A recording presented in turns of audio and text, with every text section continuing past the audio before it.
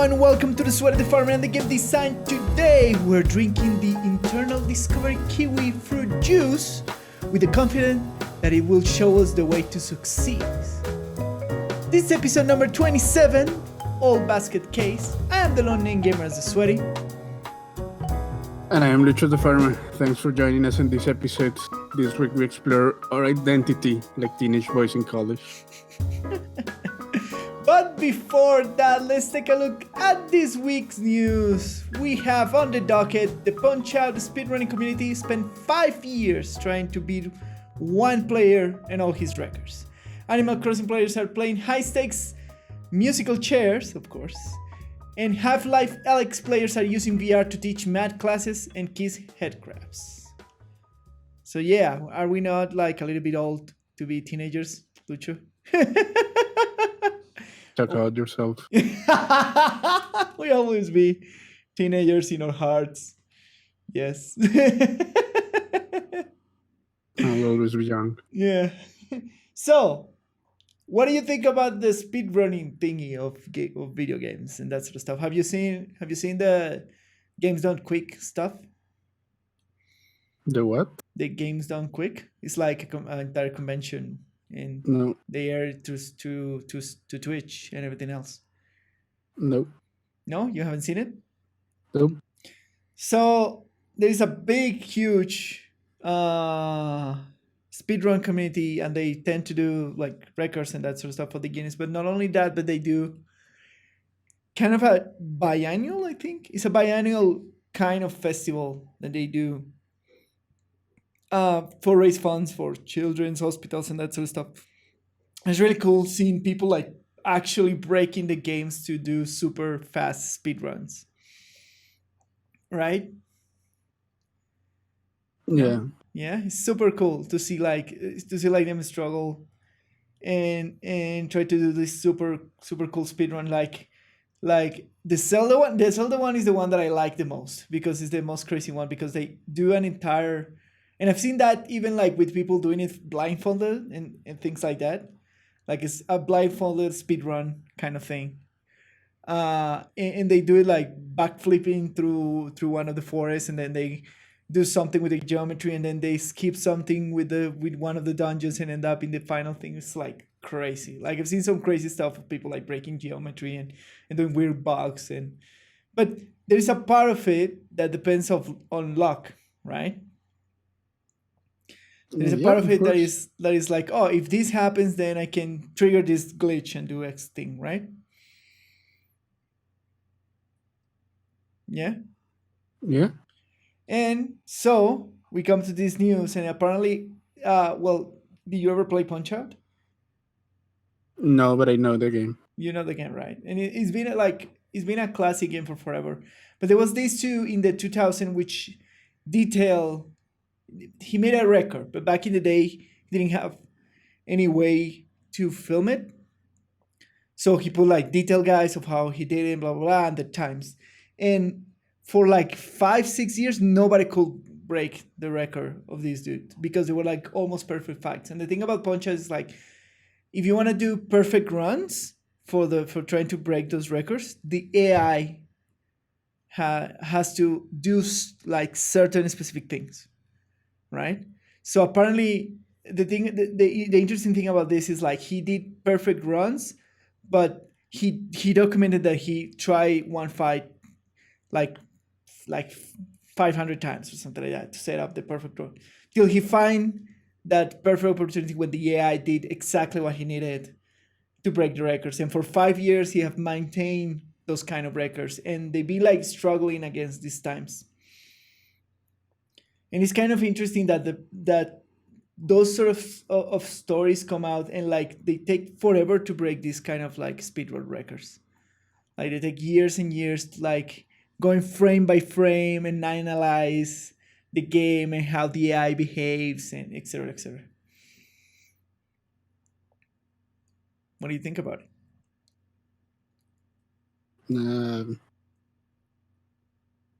Sure. Sure. Will you ever try to like do a... Nope. Have you ever seen a... Nope. Nope. Okay.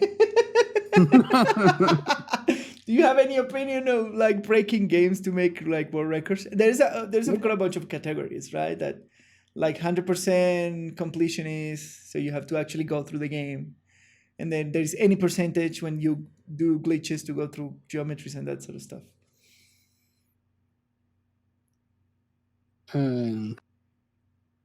No, I mean, it's fine if people like it.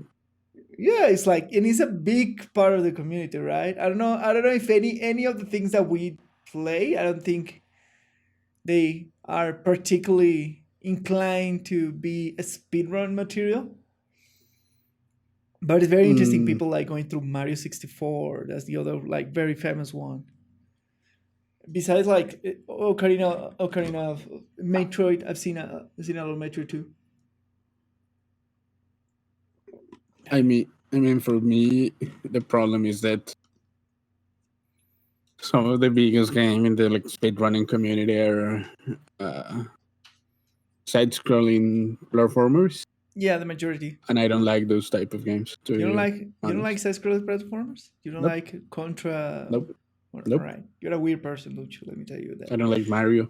You don't like very. But there's some more 3D ones, like the 64, especially the 64 library. I think that's kind of the cutoff point for the records, right? There's some of the 64 category, but it's nothing. I've seen anything from the PlayStation or like more modern games to do like super speed That runs. there may be things we don't Yeah. know. Like Yeah, we don't know. I don't know. Yeah. I'm not involved in that community at all to say anything really. Yeah, to have like yeah? There are speedruns of one of the Tomb Raider The last games. one? I don't know if it's the last one. I saw a video of like devs reacting to a speedrun that it was basically breaking the whole game. Yeah. Like the guy was walking in the sky. Okay. Because that makes sense. All right, yeah. That was pretty fun. Yeah, but it's interesting to take like this medium and dissect it to that point where you break the game to go fast to X, Y, or Z without like actually completely breaking the game. Sorry for the noise. Probably I haven't mute this. There we go. I think that was me because I forgot to mute my other computer. Sorry. Was it you? Yeah. Oh. So I disconnected the headphones and I forgot that it sounds. But somebody did send me a message for some reason. Oh, yes, I'm busy. All right. So, anyways. Look, I put a link on our Discord. All right. You should check it out and maybe include it. Speedrun community. Yeah. I see it.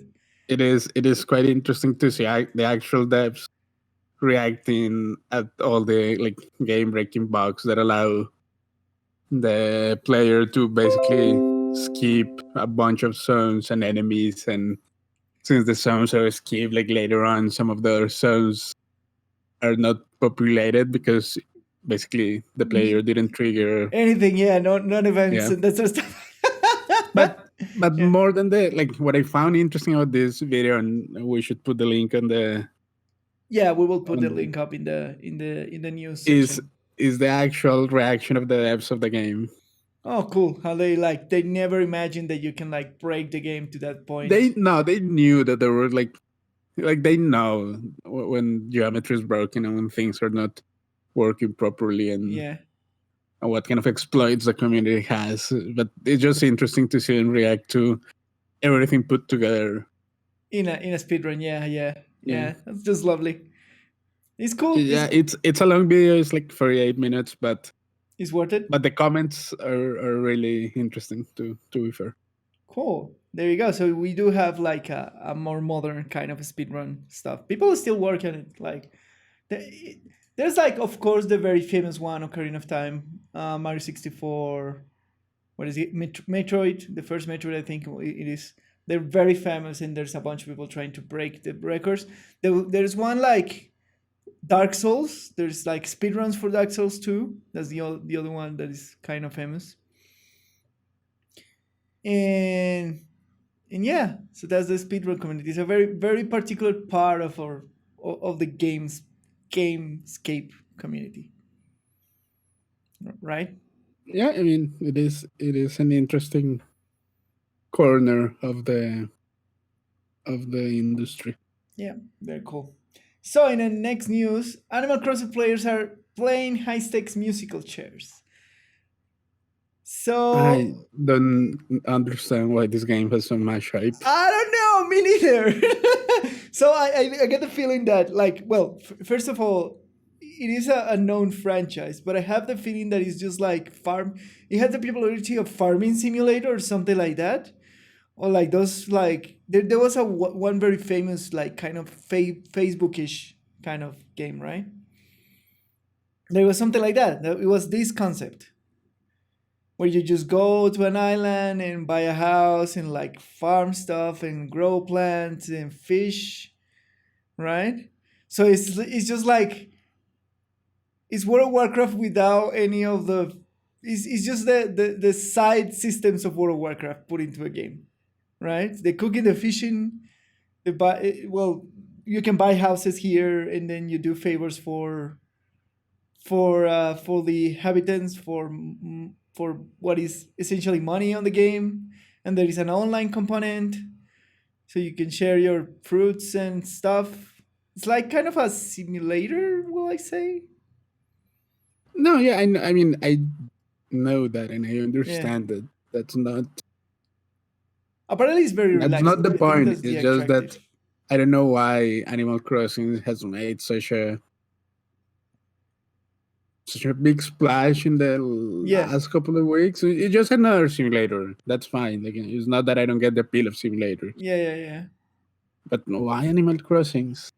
I don't know. Apparently, it's Is like because it's very furries or some shit like that? because what furries? Yeah. I don't know. Yeah, I guess I don't know. My guess I don't is know. very It's funny. just like, look, I am into simulators, Yes, just not that type of simulators. but this is like apparently like as I see, it's like a very relaxing, very chill out kind of game, and I think that's the It's all attractiveness cute and plus the shit, and I hate cute stuff. what? It's all cute and shit, and I don't like cute stuff. Well, there you go. So it's not for us, but that's part of the appeal. That is cute and like relaxing and like kind of like super escapism, even if you have like to pay rent and stuff in the game. I don't know. That's not the appealing. Is it cannot be just the simulation. It's not just the gameplay. Yeah, but apparently they find a way to gamble inside the game with this musical chair system. So they put like a huge amount of currency, 100K bells, which is the currency for the game to buy houses and buy stuff in a game of musical chairs. Okay. So in a very cutesy game, kind of like very relaxed game, people even they still find ways to gamble away the virtual Yeah, goods. because people are gambling. People definitely like gambling. But there you That's go. not a surprise. That's not a surprise. People will gamble. It's like there was a very the one the one in World Classic. There's a gambling game in World Classic because gold matters in World Classic. So they go to like a major city and start rolling for gold. Yeah. Have you seen that? Yeah. So people will find ways to gamble, even the most cutesy and innocent game ever, right? Because this is a game made for like, well, for it is for everyone. So technically, it's like made for everyone. So there you go. But people are gambling Animal Crossing. Anyways, so yeah, that's the hype of the game. I don't know.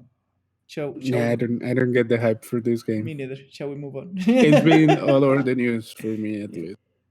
All right. And now, what I'm interested in talking to you about. Half-Life Alex players are using VR to teach math classes and kiss head crabs. Have you seen the Alex the Half-Life Alex like videos or things The or VR gameplay? thing? Yeah, the VR thing. Yeah. Yeah, I've seen some gameplay. Yeah, and apparently, like everybody's saying that it is excellent. I It have is heard that it's pretty good. Let's see. Let's see. I'm like more interested in the game itself because yes, I really never care about Half Life. yeah, Is to see if it can, if it is the game that is finally gonna push VR to the mainstream. VR I to was like the asking. AAA mainstream gaming conscious, because we all know about VR, but Yes, that's not the point. Is that VR still needs like a flagship game that correct. is worth paying and going through all the trouble of setting up a VR And have the room. space, etc., etc. Yeah, It needs a game that justifies all the trouble yeah. That is like and the expense, because it's not like you need a decent rig to run correct VR. to run VR. So it is like So I'm just wondering if yeah. this game is gonna be that I'm that's really actually like interesting. I'm actually hoping it because what I was thinking when I was seeing this is like everybody's saying that the experience, like the video footage that you capture and the Twitch stuff is like nowhere compared to actually experiencing the game. Apparently the game is very good, very fun to play, very intuitive.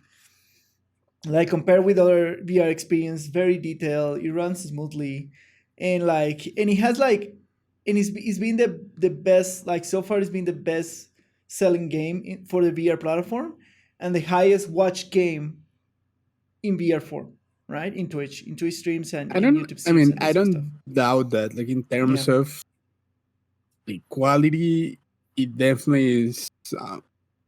It looks above the other games yeah, all for VR for sure. yeah, yeah. But And I don't know if it's gonna be a thing that I'm describing. I just wonder. yeah. Well, this really has my hopes up because well, Valve, the already revolutionaries. They did a revolution back in the 90s for the FPS genre, right? With Half Life One and Half Life Two, and they were the ones who put the pace of like what is a good like shooter with good pace in the new consoles, and like you can tell a story, an interesting story in a shooter, and thanks to that we have like the Call of Duty franchise, we have the Destiny franchise, we have a lot of like good FPS. They were the ones who spearheaded that You kind of thing, mentioned all the that games that I don't technology. care about.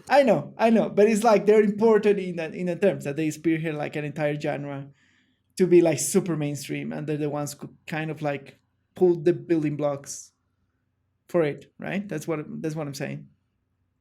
Yeah, So now they're back again. They haven't made a Half Life game in years.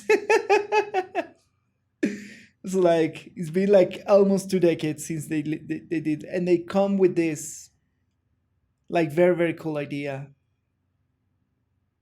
uh, and it's excellent, right? I really hope. I mean, I don't know if the game is excellent. I Well, haven't so played. far for the reviews, it seems to be excellent. You should not trust reviewers. All right, I should never like. Okay, fair. I don't have a VR You know, set. you know the anthem to Ockle. I know. Like I've seen him been playing on Twitch, and he looks like really cool. It looks really That's my cool. I point. agree with you. Yeah, I'm just saying that you have to play the game to form your own yeah, opinion. that is the extent of it, and it made me want to actually like this, seeing this and being played and everything. It actually makes me want to like get a VR set, right? And that's a good thing. That's a good step for the VR. So hopefully this will take the VR one step forward. But the problem of VR is one space, and the Yeah, second is affordability because they're still very expensive. Because you not only need the headset, but you do need the actual good computer to come with it. you need a good Because rig. You need the headset. You need the sensors. yeah, and you need a very good computer because if your like screen eyes, I guess, I don't giving you like 90 FPS, you will get dizzy inside Yeah, the VR you will thing. get nauseous. Yeah, And that's the thing that could kill the actual like push of the VR. So I think this is kind of showing us that there is a future for VR, that maybe we can get like a I revolution. I have Yeah, never doubted that. It still needs to get cheaper to be successful. for sure. Yeah, for sure, for And sure. like until VR, so whole thing doesn't reach like the price range of home consoles, Correct. it's not gonna. Yeah, so that's the It's just difficult. gonna be an enthusiast Yeah, yeah. thing. So That's not. that's the difficult step. And I think we But are. that will come. Like as technology gets better, it will happen. Yeah, Like there are two things that need to happen. It needs to get cheaper, correct. and it needs to have like good games that are worth Correct. the troll of setting the thing up. Yes. So in terms of price, yes, technology gets better, it will happen. It will get cheaper. Yeah. And it's The still. next big question is how much money are the developers willing to put into VR development actually? Yeah, into VR push. So I think, and like there is not to say that there is not interesting VR games out there, but this definitely demonstrated that you can do a very cool like action. No, it's not that. Like if you look at most of the VR games, like the gameplay feels like decades old. Like what, samey, or like not very interesting, or No, that like there's it's not not using. polished enough. It's All kind right, fair of enough. the controls are like people developers are still figuring out what's gonna be like the standard control scheme for things. For VR, So yeah, yeah, yeah. it's still in this kind of exploratory phase of All right. what is VR for and how it's gonna be used and how are we gonna develop for VR. So that's what I'm saying, that it feels like maybe 2 decades ago PC games felt like controls for games were all over the place. It was not intuitive at all. Yeah. And like after decades it kind of standardized and you can basically sit in front of any PC game at least now. And if you have played a game before, you can kind of figure it out. Right now with VR it's kind of cumbersome. It's just like Yep. that's what I mean. That Yeah. it feels that it's still in these early stages of development, and it needs a big game, and maybe Half-Life is the one that will set up the Get trend. it there, yeah. Get it there instead of the things rolling. It could be. I'm not saying it is. It has the potential. Let's see what happens with. Yeah, hopefully, because yeah, it has to be like a two-way push, like good titles on the console, and then that will encourage the manufacturers to try to find ways to make it cheaper and affordable, and put like a good machine. With the VR kind of setup, there is another problem, which is the space that you have to play VR, because it's actually require kind of a big space. Like if I want to set up a VR here in my studio, I probably have to empty it out. It doesn't have to be that much space, to be fair. Kind of like for the sensors, that sort of stuff. It really doesn't. Like as long as they're well calibrated, it doesn't have to be that much space. But you still The need problem with like having a restricted space is that you have to be careful not hitting things not around hitting you. things, yeah, of course. But you still like, But that the setup itself doesn't yeah. need that much. But the fact that it actually needs like a considerable amount of space is still like. But that's what I'm saying. It's not that considerable. Like we have a VR setup in the office, Yeah. and it's set up like in one of our desks. It's not more than the space that you use in a rolling chair. Oh, okay. Like for And an office desk. All right, and it does work like properly and that sort of stuff, and you. Yeah, it's a VR. Yeah, I'm just asking. Yeah.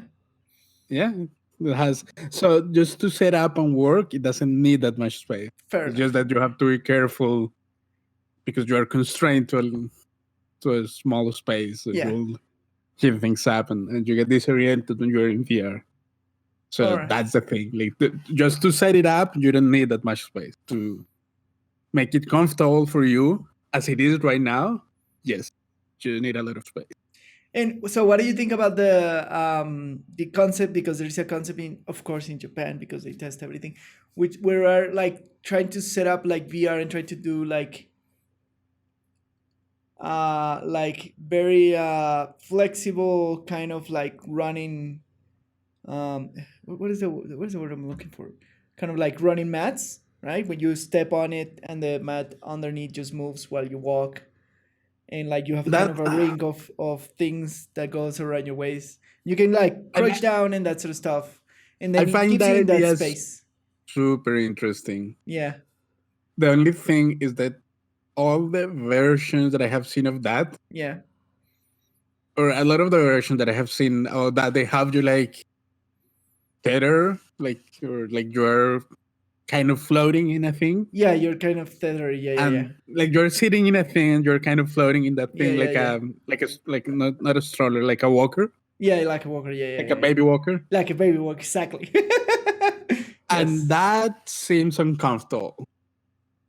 Yeah, it could be. It could be chafing that sort of stuff. I've seen the one that is just like the platform, right? In the running that you are, and you just have like a ring around your waist, right? And that ring has like some like kind of like cords to keep you Yeah, kind of it's in place, and then you can crouch, and it's like that doesn't look uncomfortable because you don't have anything around your crotch or anything. That's the one that I've seen that is the most like comfortable, and it gives you more mobility in that kind I of don't thing. know, that concept has a still. It's still too early to say anything Yeah, about for that kind of sure. thing. I seen that they have like in Japan they have like kind of cafes with VR setups and that setup, right? But this is Yeah, like kind of arcade. I've seen that. I Yeah. think it's still too early for that specific type of technology And it's funny because to say anything meaningful. yeah, and it's funny because they try all these very big peripherals in the 90s a lot. You remember the Dante's Revolution mats and Those the are still popular. yeah, but that kind of technology like came out from the 90s, and they have like a board where you can like climb up and that sort of stuff. So it's not like entirely impossible in terms of concept. It's like to make it is to be to the point that it has to be make sense and make it affordable to sell all that package, because to get like quote unquote the full VR experience, and if you don't need that much space, then you will kind of would like to have the thing when you can run without like going anywhere and that sort of stuff. Maybe I don't Will know. Those are two different things. and then the next question will be like, I was like, I like to think crazy about these things, because we've seen like, I remember that like a year 2 years ago I was having a conversation about like this weird technology and how you can apply it to games, and there was the other technology of like making solid electromagnetic fields with forms, so you can touch an electromagnetic field but there's nothing there, right? And how can you make game objects into the VR and then integrate it with that kind of electromagnetic field? But that's a whole entire. My point was like, will if this is the future of gaming in some shape or way or form, like you will put your headset VR and then you step into a runner or a treadmill, will gamers be athletes in the future? I really don't think that's the future. To be honest, Really? What do yeah. you, what do you think is the future? Um, Something more Matrix like. Something more matrix like, so like neurological like kind of Yeah. integration and that sort of stuff. I mean, not at that level, but like some kind of setup that allows you just to sit down Plug in, kind of like and yeah, at kind the of just style of experience everything. at the style of the majority of animes. Yeah, When you just put a helmet on and you just connect into I another think world or people something are like more lazy than anything else. So. that. Yeah, yes, this is true. This is true. For sure, people would prefer like just to put a helmet on and go into another world and play like that instead of like running Also, in if an you actual think train. about it, like if these things are gonna have mass appeal, Mm-hmm. they have to be like easy and relaxed. That's for example the whole appeal of console. Yeah. Like you just set it up, and you sit in your couch, And you don't think about it and just play. you're good to go. Yeah. I get it. So I feel like it's always gonna move into that Into that direction, phase whatever. of just sit down, sit in your couch or some kind of thing like that, and just go. Yeah. That Uh, seems more feasible to me than let's get in the treadmill, play video. so it's probably that the future will not be VR for maybe It may be VR, like it maybe just VR till we get to a neural interface and just play video games with our brains. yeah. I don't think I really don't think the treadmill thing is gonna go that far away. Fair enough. It's just, I mean, man, we're lazy. People are lazy, yeah. Oh my god. But yeah, so Sword Art Online probably be the end point. If I put an example like any of those like Yeah, animes. I don't. It's hard. I would like to see what what genre of games is gonna push the hardest, RPGs or FPS. If you get like what? If you get that technology? Yeah, If you get like the neural brain like technology? full immersive. Probably an RPG. Probably the first thing it would be like an RPG for sure. I wonder. Or I like don't a know. combination. You can always have like a shooter RPG, right? I don't think that's the technology pushing genre. To be fair, So what? A shooter like a story driven shooter, classic Call of Duty kind of thing? yeah, Probably. Or like a yeah. very action pack kind of thing, like very popping, very action pack kind of The problem with story. Action Pack is that when the technology is in its early stages, Yeah. action is hard to. To properly deliver, yeah. Yeah, so that's what I think. Like story heavy RPGs, like more adventure like RPGs are kind of the thing. Are kind of the thing. So will they be like the spearhead in this At neural least on the interface? earlier stages, like Yeah, kind of like role play. We will be old people if we ever get to see that technology. maybe. Yeah. Yeah, At yeah. least VR is here. At least VR is here, yes. And this game is pretty good. And like to the point that in the starting zone, there's like well, the proper like the proper news coming that in the starting zone there is markers and you can like draw in a VR marker kind of blackboard thingy in a window, and you have a blackboard to your right side.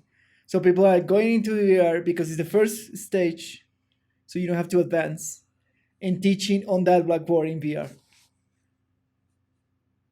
Mm, Math and things, and like because you can write in the blackboard and kind of give a class inside the VR thing. it's kind of like a high requirement for students to I know, right? to ask them to have VR. So you want education, you need to have a what $600 VR set plus whatever your computer costs you to run the actual VR thing. You know that like with the whole quarantine thing that we are going through, Yeah. like at least for college, since most colleges are like working on like online classes. Yeah. There has been some controversy of how like online classes are a form of discrimination. Online classes are a form of discrimination. Why? Yeah, because not everyone not everyone has access to like a good internet access and Internet connection. like, Yeah. Yeah. at their homes, like Yeah, of course. That brings more of like the internet should be like uh as not a on-demand service, but it should be like water or like electricity or that kind of stuff. and it should have a standard of speed and that sort of stuff. That's the other conversation, It's right? it's not only that. What if you have just an iPad? It's or not even that. The discussion is not just about the internet as a public service. It's just it's hard for some people All right. that may not have a good laptop or something like that. The access to technology. Yep. Well, that's hard. What does the the the education community says about it, or what is the stance on it? I mean, the stance is that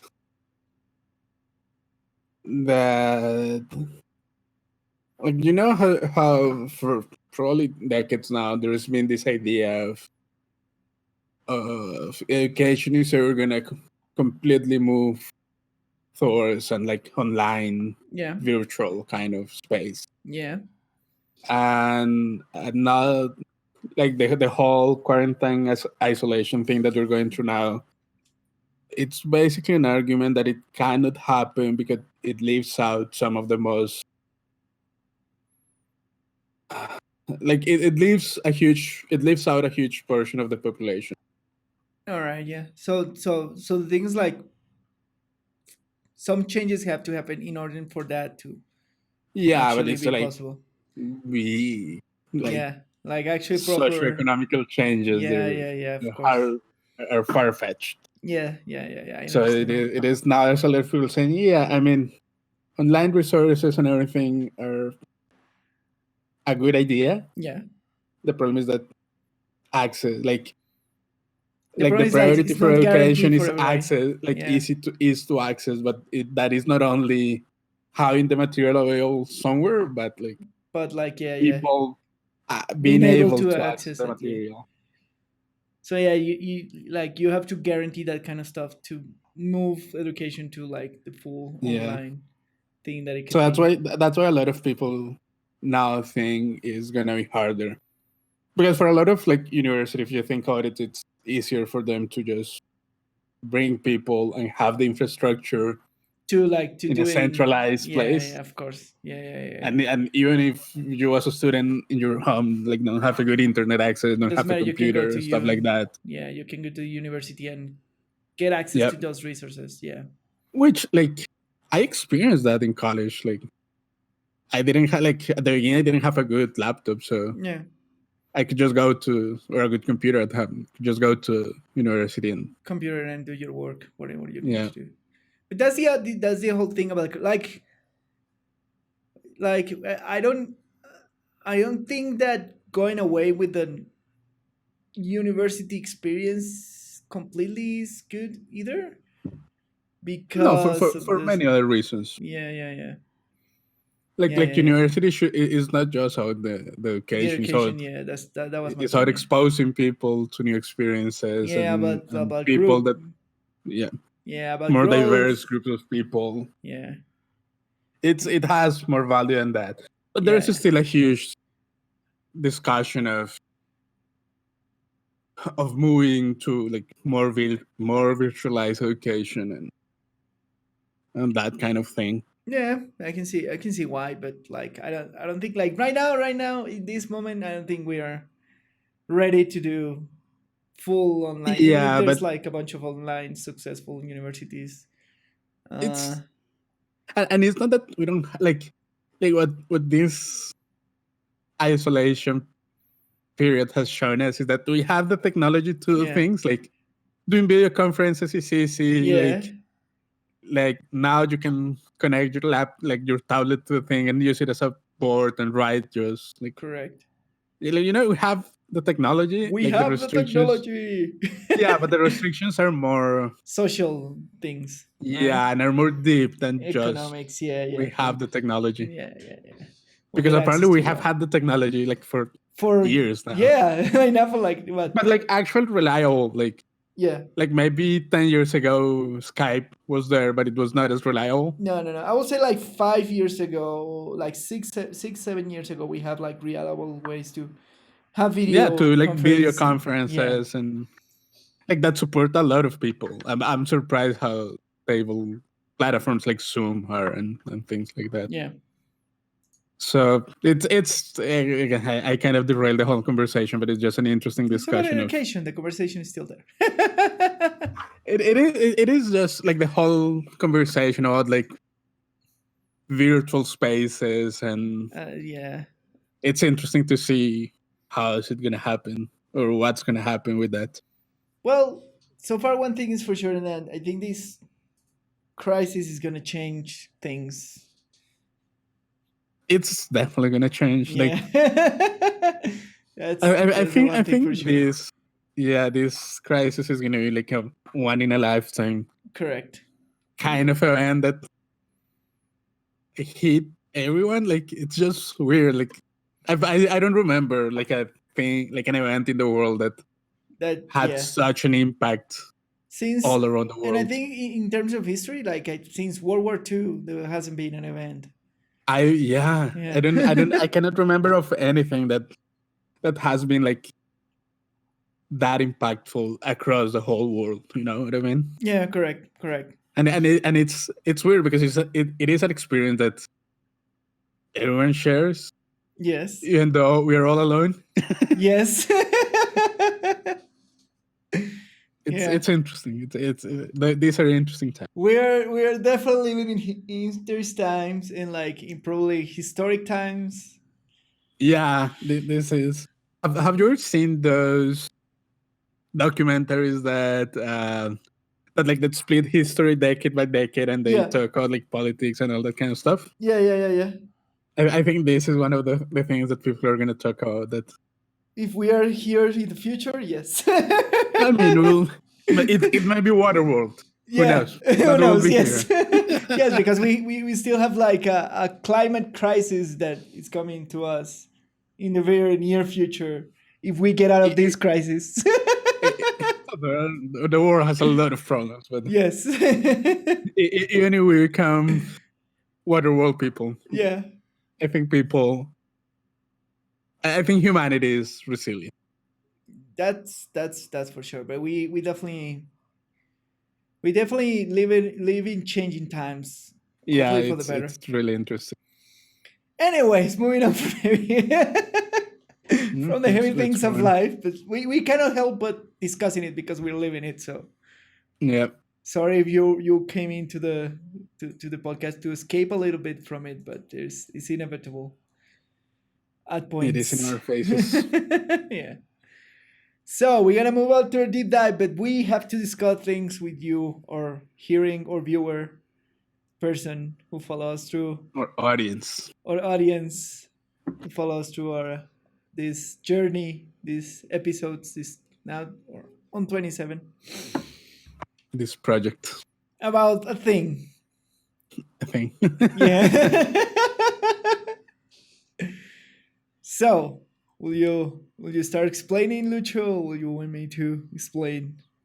No, so let me explain, and I guess this needs a little bit of context. Correct.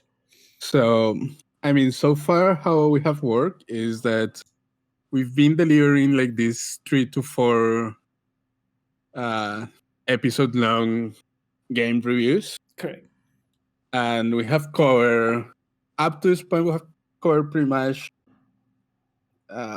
all the big games that at least I have played in the last 5 to 6 years.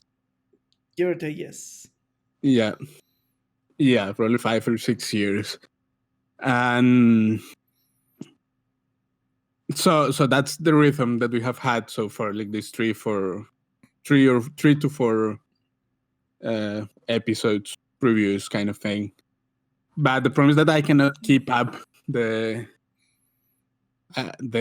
what is called the review cycle. I cannot keep up with the review cycle. Yeah. Because I have a job, and yeah. I mean, my job. This is not my job. I have yes. Correct. I have a job that demands a lot of time from me, so I cannot keep up with the review cycle. So we are gonna change a little bit the, how is it called, the um overarching, how is it called, Structure. structure. That's the Yeah. word that I was looking for. Yeah, the overarching structure of the podcast. So instead of doing uh game reviews, we'll focus on, I don't want to call them game news, but like game topics Correct. that are relevant in a lot of the gaming communities that we are heavily Involved. involved in, Yeah. which include things like Warframe, World of Warcraft, Destiny, Division Borderlands, 2, The Borderlands. Yeah. Division, Diablo, Correct. Yeah. Overwatch. Overwatch. Yes. League of Legends. So, I mean, if yeah, League of Legends, Yeah, why there you not? It's at the table. So yeah, I mean, we'll be kind of moving away from the review cycle, and we're doing this change because we still want to talk about like relevant topics, Yep. and going through kind of community driven topics allow us to stay relevant in the things that we're going to talk about, Yeah. while still being able to have like hopefully an in-depth discussion about each theme. Correct. So for my part, I was like, yes, this is true. I could have, because I do this. Like, my job is way easier than Lucho. Like, my main job, I take care of my Is grandmother, that and that is easier? It's just that it's related to games. yeah, Mine is there you go. not. Exactly. So I'm, as a game designer, I can sit here and work in like projects for my games. I take care of my grandmother on the meantime, and like I have way more time to Lucho. That's why I stream. That's why I do everything else that I do. It's more related to me. And so it's fine. I didn't want to, like, there were points like proposition of like, oh, you can keep up with the review cycle and bring somebody else. But I would say, if I want to do that, I would just become a game reviewer and do it by myself, or and get another cycle. But the things like the purpose of the podcast, of this podcast, is that it's a contrast between somebody who knows a lot of technical things and things about games, and somebody who just play games for the passion of it and not necessarily Yep. knows, and the contrast that causes, like the different point of views, and I don't want to lose that. Yes, we can still have like guests in the podcast that we had before and that sort of stuff, but I want to keep that core of what the podcast is intact, because we are still the farmer and the sweaty, right? And we're talking about game design. Yeah, Uh, also, yeah. like I would like to point out that this doesn't mean that we're not gonna review more games if another game comes Yes, that was my next point. and we get and we get into a game like really deep. Yes. We'll review a game. Yes, probably. And we probably have, like, for example, in the future, we probably have a review of like the first batch of Shadowlands. Oh yeah, Yeah. We'll probably still cover like BlizzCon 2020, if there is gonna be a BlizzCon 2020? Question mark. yeah. I don't think anyone knows if that's gonna happen. Yeah. And if we find, like, for example, I know, for example, that I'm gonna play Cyberpunk 2077, but Lucho is not gonna play Cyberpunk 2077.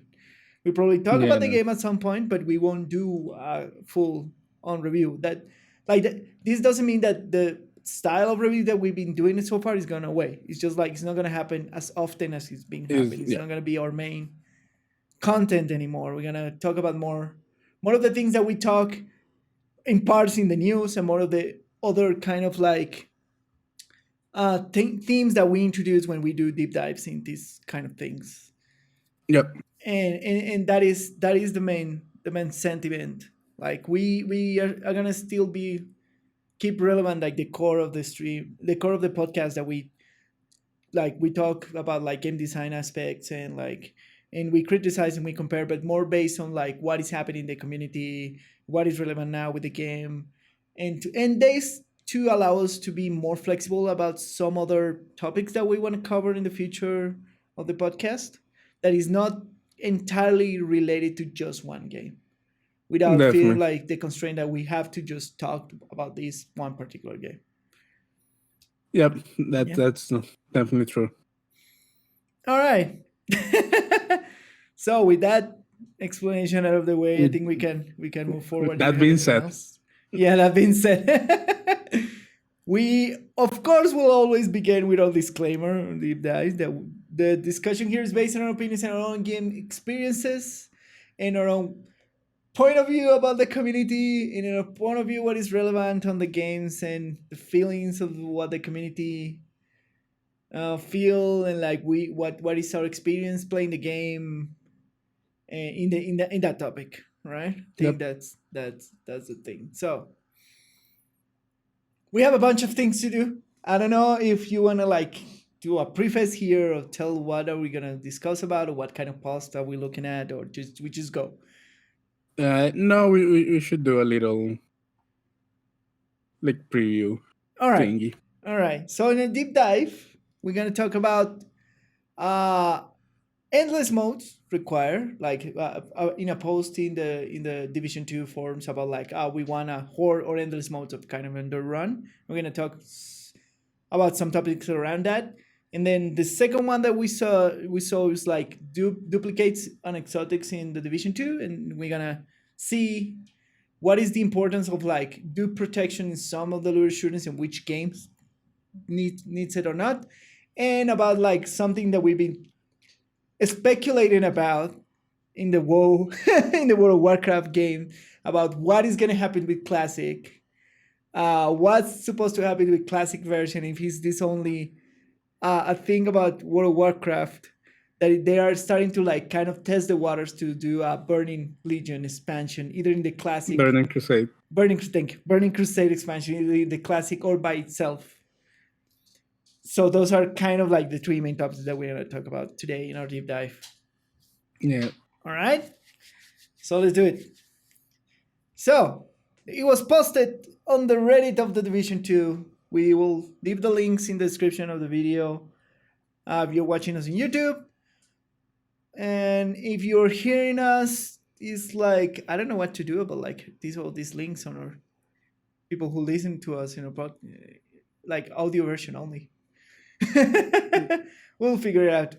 Yeah. What do you think? Yeah, we'll figure out how to put these links. You can always go to the YouTube channels and it will be like everything there. Or if you pass through the stream and you need the link, I will for sure give it to you. There's no problem at all. It was posted that we won endless modes besides mission and raid. So the concept is like, you want like a stage when you go and then it generates a random map with random modes, kind of like and then you clear it, and then you move on to the next level, and then again random piece of map, random arena with random mobs, different types, and then you go do this in a kind of an endless mode and climb. Of course, in the Division universe, it's like climb a tower, to climb a high racing building till you get to the top and get something, or it can be endless. And maybe he had like special bosses which previews like some like every so often levels you will have a special boss that will preview a raid kind of like mechanic. That's the concept of the that yeah. last part.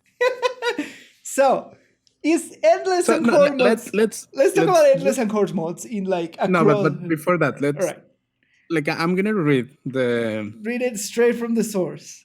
yeah.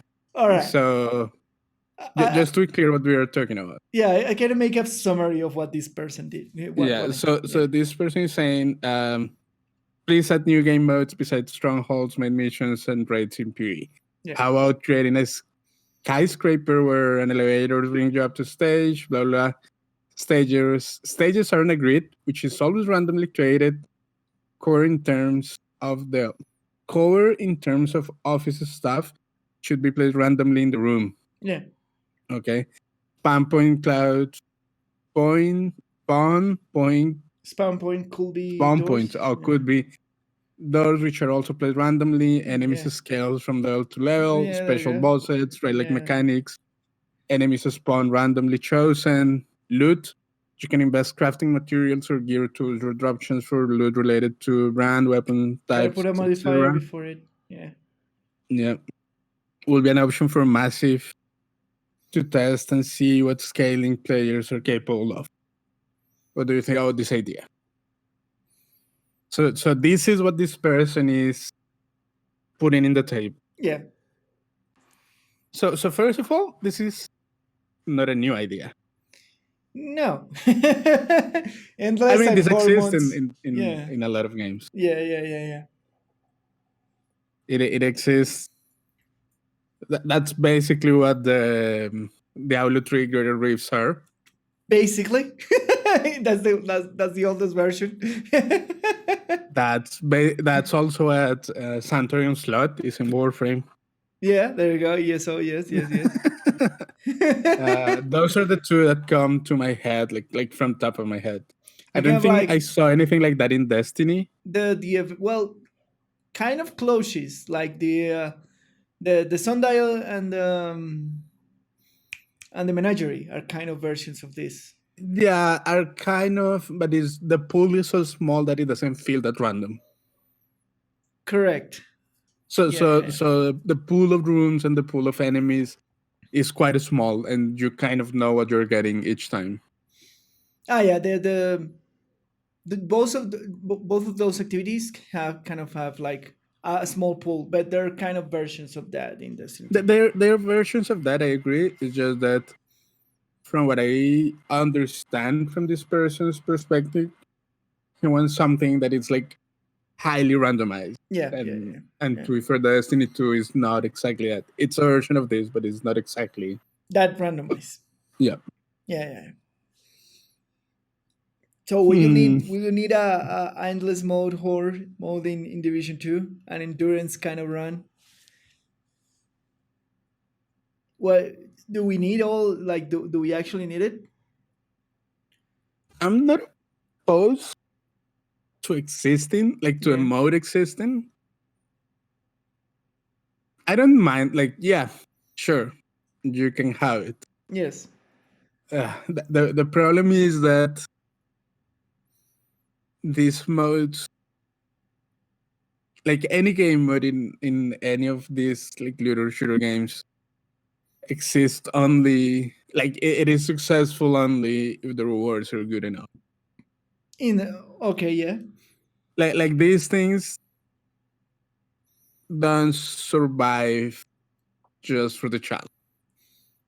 Yeah, only no. So yeah, if it's worth to like grind them out to like get to certain levels for the rewards and that sort of stuff, you will have to have a strong reward kind system. of like structure system behind it for this to be worth.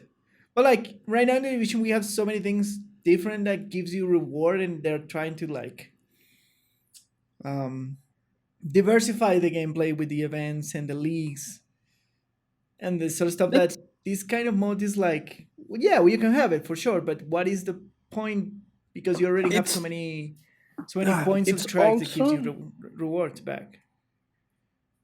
Also, like when we talk about the division, at least in my experience, the thing that I enjoyed the most of the missions, was like getting good at them, you know? Yeah, knowing them, right? Knowing like knowing where the spawn points are. Yeah, where to take cover, where the timing of the enemies. Yeah. And that that knowledge allows you to be quote unquote get good at the game. Yeah, and be very tactical in that sense, right? Yeah. So it just feels like a completely randomized horde mission kind of thing. It kind of defeats the purpose. What I feel is the strongest point in the division. Yeah, and like if you wanna, and if the next argument is, well, I want to have a little bit chaos on like think of my feet on the division. Then you go to the dark zone, and if you think about like the control points in dark zone, pretty chaotic, small places, I and I agree, like and yeah, people are gonna be more random and chaotic exactly. That any than AI that you any can create. AI that you can program. Yeah, that is Absolutely. definitely true. Right. And like and yeah, and I don't want to rob the attention and the interesting part of the dark zone, that is that, right, that is the That is chaos true. that other peoples can create, and the same NPCs that are gonna spawn randomly around the control area is gonna create, right. If that's what you're looking for in that mode, then the dark zone is there, right. The other thing is like if the other side of things, like the same desire of horde mode, like you want to sit in one place and do this without stopping, right? Because in the division there is a lot of travel time between activities that you do, in a sense, Yeah, right? there's a lot of like arena fight, then move, then They arena move, fight, then yeah, travel. exactly, Yeah. exactly. There is a lot of travel time, quote unquote, in that sense. Like, oh, I need to farm X thing, so I'm gonna go to this mission and do it, but it takes me like 10 minutes. Like if you're super fast, it takes like 15 minutes to go from point A to point B, and the fights in the mission are like 3 arenas, right? But Yeah. what it takes like the longest time is the downtime between moving to point A to point B and then reset the mission back in the beginning, right? That could be the argument that you just want something that you just go go go go go all the time, just kill mobs and kill mobs and kill mobs. Yeah, but again, like, and I don't know if this is true, but I feel like the devs put a lot of love in the level design of each mission, Absolutely. and that's where the game shines the brightest. Yeah.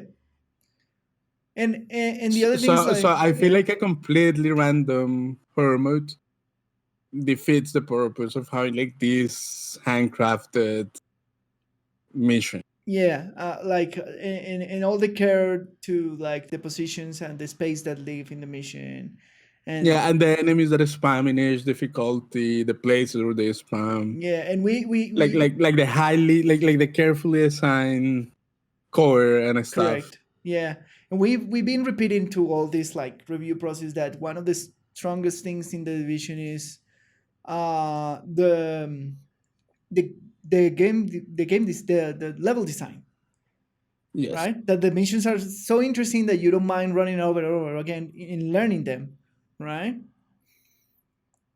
Yeah, And this will agree like with that. remove from that because it just be like randomly generated stuff. So I don't know if it removes from that, but it just doesn't feel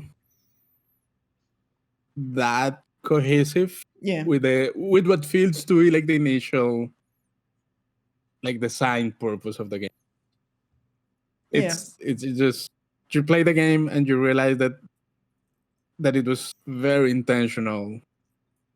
These handcrafted like levels, they were correct. carefully created, and it just putting something completely random. It just feels perpendicular to that notion, Yeah, kind of. I prefer what they doing. Like personally, I prefer what they doing right now with the leaks and the gameplay changes, when they're actually doing like gameplay changes and certain special things that you have to do towards the mission, and that makes you think about the space differently. Like we were doing with a friend with Santiago the new polarize um, event, and actually made us like position differently because you have to be aware that you have to reload to kill certain color enemies, and you have to change your polarity, and the missions like grow a little bit difficult, and it was like an added difficulty without changing any of the layout of the mission, just adding that small kind of gameplay change make it so much interesting, even if the mission and the layout was the same, right? You don't need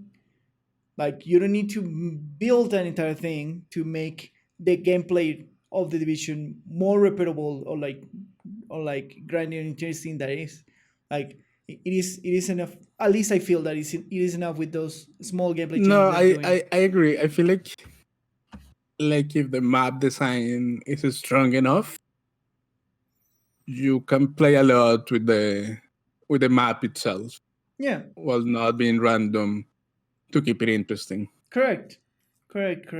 I think and another thing here in the Reddit is like, oh yeah, this seems like a good idea, but Yeah, eh, it's and also it sounds interesting in paper, yeah, but when you really think about it, like think about your experience of these endless horror modes in the games that you have mentioned. They're like after a while, they're mindless tasks. correct. Yeah, I was exactly saying like after a while, like it became like yeah, ESO. The first time was like, oh yeah, interesting, like changing and blah blah blah, and like oh at least the tile set is different and then, but like it became one more farm, and you just go Yeah, through a game and just mow over and everything. and that's what it is. And Yeah, the only reason why you ESO like Elite Center Slot or Center Slot on Warframe yeah, is either to focus farming yeah, or to do experience farming. yeah. You're not doing it for like Because anything interesting. I mean it has good rewards, but Yeah, the drop chance for the good rewards is so small yeah, that it's really not worth farming those. Like if you're focus farming since in Warframe, that's a long term goal. yeah. It's eventually gonna happen that you're gonna get the reward. Correct. Yes, yes, yes. But yeah, but you don't do those activities just for the fun of them. It's because they're the most efficient way of doing something Correct. that is relevant for the game. Like one of the meta systems in the game. Yeah, and it's like, and we were doing that yesterday for a small farm, and Yeah, the activity itself is mindless.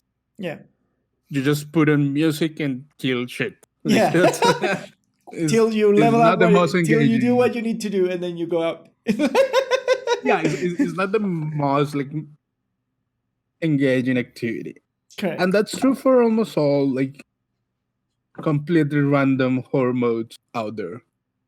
Like even for Diablo 3 doing greater rifts, it's kind of mindless. Correct.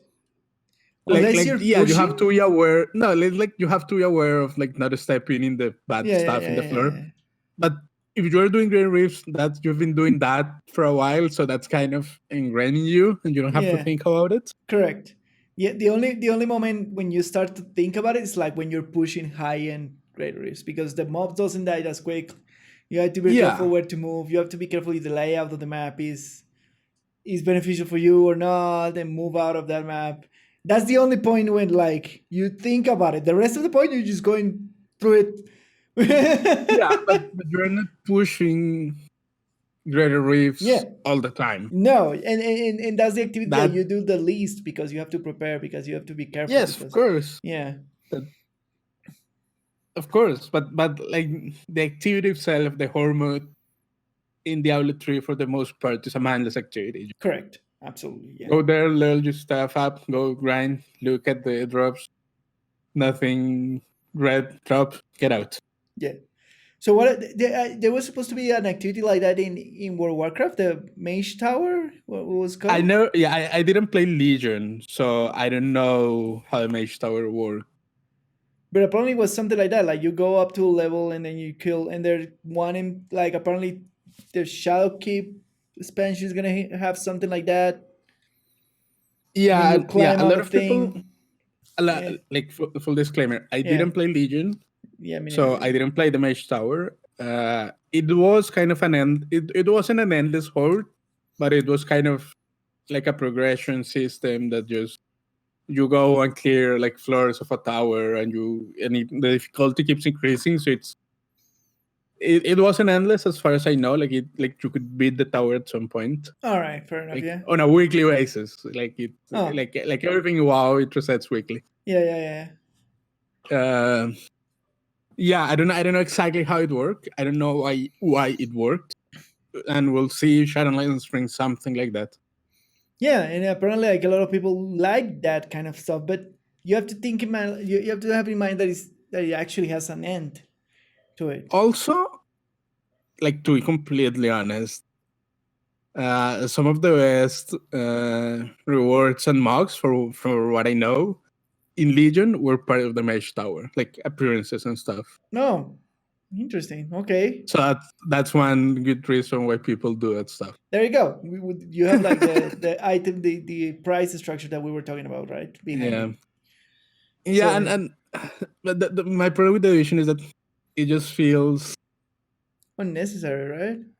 not unnecessary, but like just dissonant with the whole game. Yeah. Plus, they have like the targeted loot system, which makes you like rotate. Like if you're farming for one specific thing, for example, division, and the farming the loot system, the targeted loot system is the best way to do it, and it rotates daily, so you don't get like super burn, like grind this one mission for forever. It's Right, and that helps too. Like if you're farming for this kind of thing, you one day you do this mission, the next day you have to go do Dark Zone, the next day you have to go and do activities around certain area, right? The next day you have to do one of the extra expansion missions, which are longer and has this different structure and that sort of stuff. So the game is very aware that you like that if you're farming things, not try to like man numb the player to absolute yeah, dust, right? yeah, Right. Even the game is like is conscious about that because they know the trappings of that, right? Of going to thing and do it like endlessly, and it just just burns players, right? And I will talk about like that was why I was burned of Warframe at some point, right? Because we reach a point where yeah, we need to like farm certain things, and it was the only thing that we needed to do at one point, right? And yeah, that like becomes boring, and you get disengaged with the game, right? The division is even aware of that if you're farming for certain things to keep it fresh, to keep it rotated, and not try not to burn. And this will, in a sense, cause that if you put an endless mode on it, when you get like rewards or certain rewards or whatever behind it. it depends. Like if you force players to do it, yes, it will get old pretty fast. Yeah.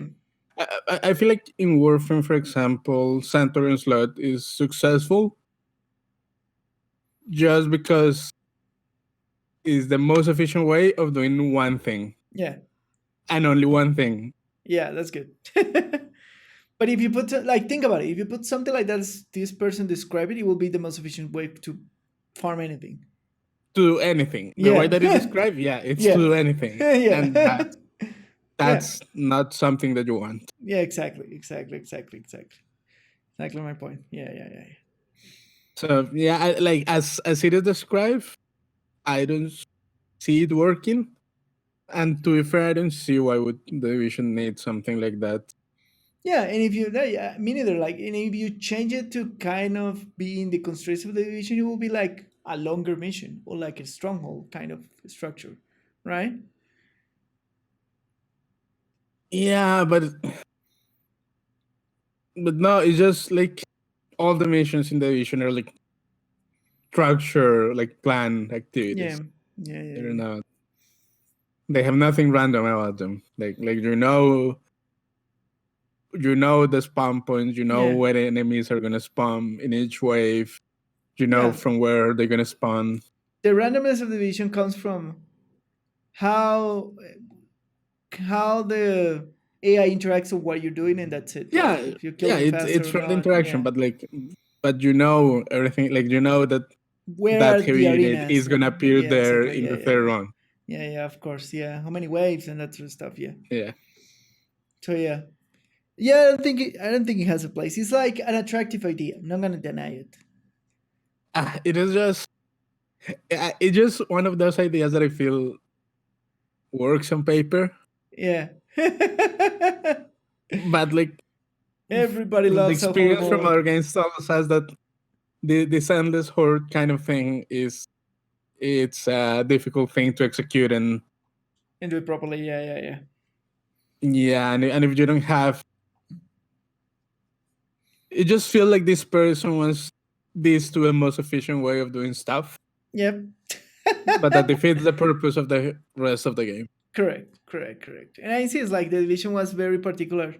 And I was very happy when they did what they did with target loot, because a lot of games tends to do this just to escape reusing, just because they don't feel that the rest of the game is that strong, right? Fair. Right? Some of the game does that. Like, oh, you go through the campaign and then you do some of the quests and blah blah blah, and you do certain zones, and then you find that the end game is just like this one very limited thing, right? Yeah. Yeah, and like you have to work ways to avoid that. For example, like in Diablo 3 happens, like it happens like that. Like they like people grow boring of like doing the missions at the beginning of Diablo 3 vanilla, Oh yeah. and then they put the rifts, and now that's the only thing that you do, right? So you have Yeah. a bunch of like content inside the game that is never used. PoE That is never avoid that. seen. Yeah. Yeah, that is never seen. PoE avoid that because yes, you have a map system at the end game, right? Kind of a rift system, but you still go to certain places modified in the same game in the acts, right? To farm different things, to do different stuff, right? To Yeah. modify those places. So they use the rest of the thing by modification in the same sense inside their end game, quote unquote, right? So that's like, and I feel like Division is doing a good job doing that. Like, if you want to farm certain things, get certain things, get certain gear, you do certain missions in rotation daily, and you don't get burned and you get refreshed. And if you know the mission good, if you don't like the mission, you can skip it and wait for the next day to go and do something else. If it's in the dark zone and you don't want to go there, you can't wait for the next day to get out of there. So everybody's happy, right? Yeah. I agree with that. Well, and then I will ask you: is there an attractiveness for endurance modes? So not exactly like this, but more like stay in a room and do it as much as possible with an end reward. There is an attractive to I it, don't. right? To like, oh, I last X amount of waves. Like, yeah, but the only way that it's attractive is if either it has good rewards or it gives you something that you can show off to people. You can have a leaderboard, like they're already like doing So something similar with I feel leagues. like leaderboards are never enough. All right, so Like like you need something that you can wear that is an exclusive. extra reward, like yeah, like a skin A or like cosmetic something, a thing. cosmetic. Yeah. Like for Like endurance. in the Division, one of the patches or Yeah. the dingling things Yeah, the key that dangle rings. from Yeah, your yeah. backpack Yeah. that you can only obtain by surviving X amount certain of amount of time waves. or Yeah. something. That's the only reason why people would do it. Endurance runs, yes. Will it be a interesting mode to put on the division then? You put an endurance run under those circumstances? I don't see why not. Like people enjoy doing endurance. Yeah. It's fine. It just Yeah. cannot be the most efficient way of farming stuff. Correct. Yes, that's the thing. That's the thing. Can it be like And the as most long as there were like, I feel like the most important thing is like giving the players bragging rights. If you know what I mean. Yes, absolutely. Like Absolutely. Yeah. because that feels good. Like if you do endurance run and you survive the amount of time and you get the little dangly thing for the backpack that you can only obtain that way. Yeah. Then you see a player with one of those and you say, "Oh yeah, Yeah. that guy's serious." But I insist, they are already doing something kind of close to that with the leagues. The leagues has some random catches of items, but at the end he has a cosmetic. Yeah, but it's not an endurance thing. The leagues, It's a different thing to yeah, brag about. It's a time running thing, kind of, right? It's a different thing to brag about. Yeah.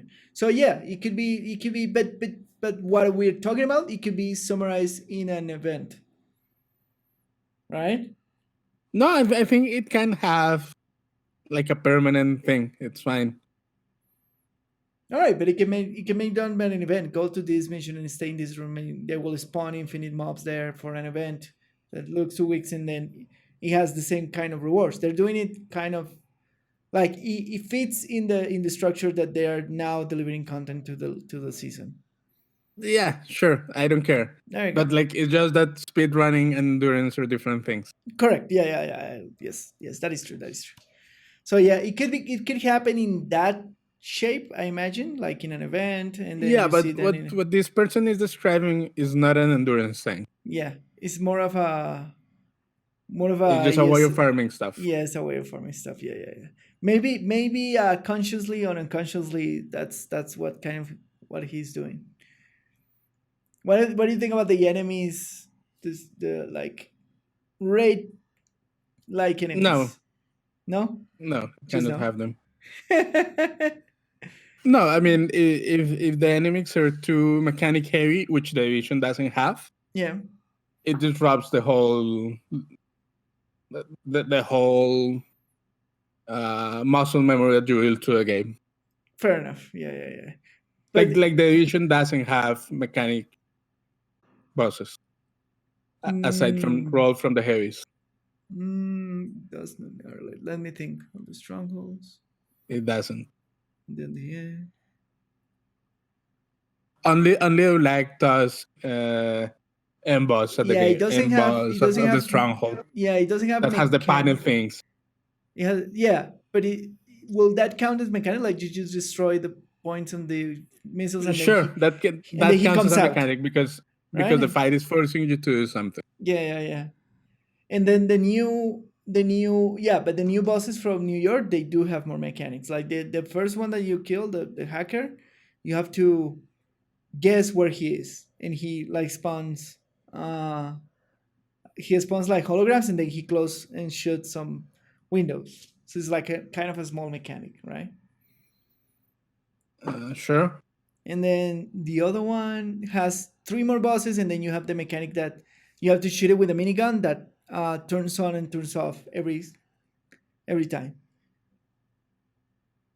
Okay. Yeah, and then the other one, the flaming one, does not have a mechanic per se. You just wait, just kill some dudes, and then just wait for her, and then you shoot a thing, and then she comes out, and that's it. And you just shoot her. So that one doesn't have like any overall mechanic. And then the other one, which is the Kajika dude, you just chase him, and he has faces, right? So you are in one part of the room, and then you fight with him, deal some damage, and he moves to other part of the room, and you chase him, and the part behind you gets close, and that's it.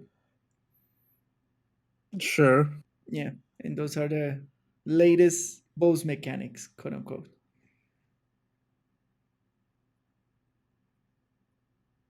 Yeah, I don't know.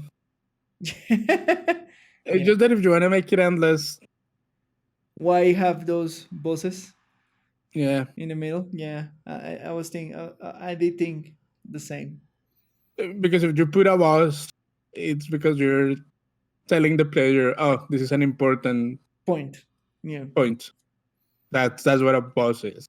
correct. It's a punctuation point or mark in whatever Yeah, activity you're doing. That's the purpose of it. and that in a hoarding mode feels weird a Yep. lot of the times, unless it's like a hoarding mode with an end, like a greater rifts in Diablo. Or yeah, or like the menagerie, or like the sundial or something like that. Yeah, when you have like an end point with a boss. Yeah, but even the menagerie, like the encounters are just a bunch of boss fights. Yes. yes. That's it. Like That's that. it. Yeah. Every room has a boss fight. And yeah. That's the encounter. The encounter is a collection of boss fights. Correct. There's nothing wrong with that. I'm just saying, like the menagerie is really not that much hoarding. It's just Yeah. I think the it's just a conclusion. Yeah. no. It's just a bunch of bosses, and Yeah. some of them just happen to spam a lot of ads. Yeah. I think the conclusion at the end is this. Yes, we can have kind of an endurance mode, but not like this. Yeah, and endurance mode for sure. Yeah. That's fine. But again, an endurance mode for the edition, I feel like it should be like a curated experience Correct. Yeah. more than a completely random experience. Yeah. Yeah, absolutely. Yeah. We know more of waves and that sort of stuff. And like There's a way to do it. Yeah, There's a way to I'm do it. saying there is not. Yeah. Well, like this, yes, no, definitely not. All right, our next, No. our next Reddit topic. Exotic cache shouldn't give you duplicates. And then we were talking about like the duplicates. So this guy says, last week got my first exotic cache and got a god roll diamond back. Nice. This week I'm just now grinding through BS polarity activities. That's the new polarity activity. I swear they changed polarity on their own. Open this week's exotic cache and boom, another god roll diamond back. Like, come on. It's a waste of time. Is deflating, is I prefer a badly rolled chatterbox than anything else. I can understand random missions and activities that you farm repeatedly to drop duplicates, but if they offer caches, not sure if they are limited or not, where you have to complete specific challenges to do in order to earn them, at least remove the dupe chance. No. Lucho says no. End of conversation. Yes, I say no. I say no. Move on. So, I mean, why? yeah, like, well, there's always been the things like there's always been an argument about dupe security, right? Stop fucking complaining and and grow up and come next week. grow up and come next. Believe in your heart in Jesus. Pray to your gods. Yep. And how to fix the problem of dupe security in games with rare Is it a problem? No. I'm not saying that it's a problem. It's something that the players always complain about. Because people because people don't know what they want. Yes, correct. They don't know what they want, and they always want like everything easy to acquire, right? There is some baseline. Like there's some baseline because sometimes too much randomness feels bad. That's why the target loot system exists in the Division 2, right? Right? Sure, yeah. Yeah, there you go.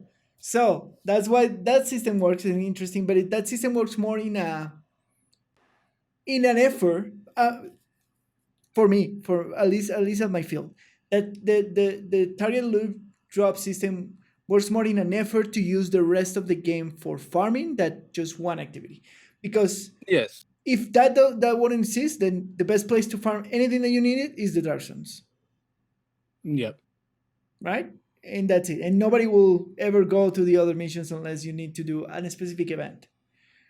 Right? Yeah, that is true. There we go. That's the reason. And that gives the person the feeling that they're not wasting their time while farming something, which is always a bad feeling. Because if you have so many odds in so many items in the game and you're doing this one activity, it's always hard to like gouge that, like, I don't have a chance. I have like a very small chance to drop what I need, even if I'm doing the most efficient thing in the game, right?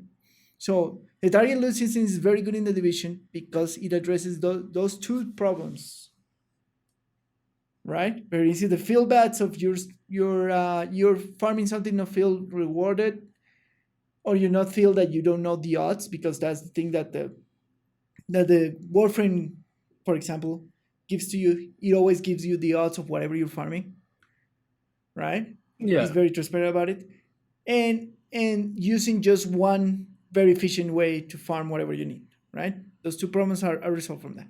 Now, then you have the more rare items, right? Which are like exotics and name items, that sort of stuff, right? What is the correct, like my question here is like, what is the correct way to put it? Because there's some exotics that are tied to quests, right? Like the Liberty or the Holster or the Chatterbox. Remember that you have to open certain boxes in the war. Yeah. And there's some that they're just like grindy, like the diamond map. The diamond map is just like you do the what is it, the mission? You don't want to the story mission, the expansion story missions that are outside of DC. And the last boss has a chance to drop this exotic, and it's the only way to get it. Yeah. Right? I think it's Kenley College, if I'm not wrong. Anyways, um, and okay, all right, and that's the two. They actually have the two ways to do it, like just grinding a mission in a random chops at the end, or doing a quest, right? My question, like in this point, is: will it be good to always have like rare items tied to quests, or will it be good to have just everything random, or is No, better as we have it now? I think it needs both. It needs both, right? Right. It needs both. Some. But what do you put in each? Right. Is my question, Yeah, because it doesn't yeah, matter. Just it put doesn't some matter of quests, put some on on random random drops, drops. That's fine. and it will be fine, right? Yeah.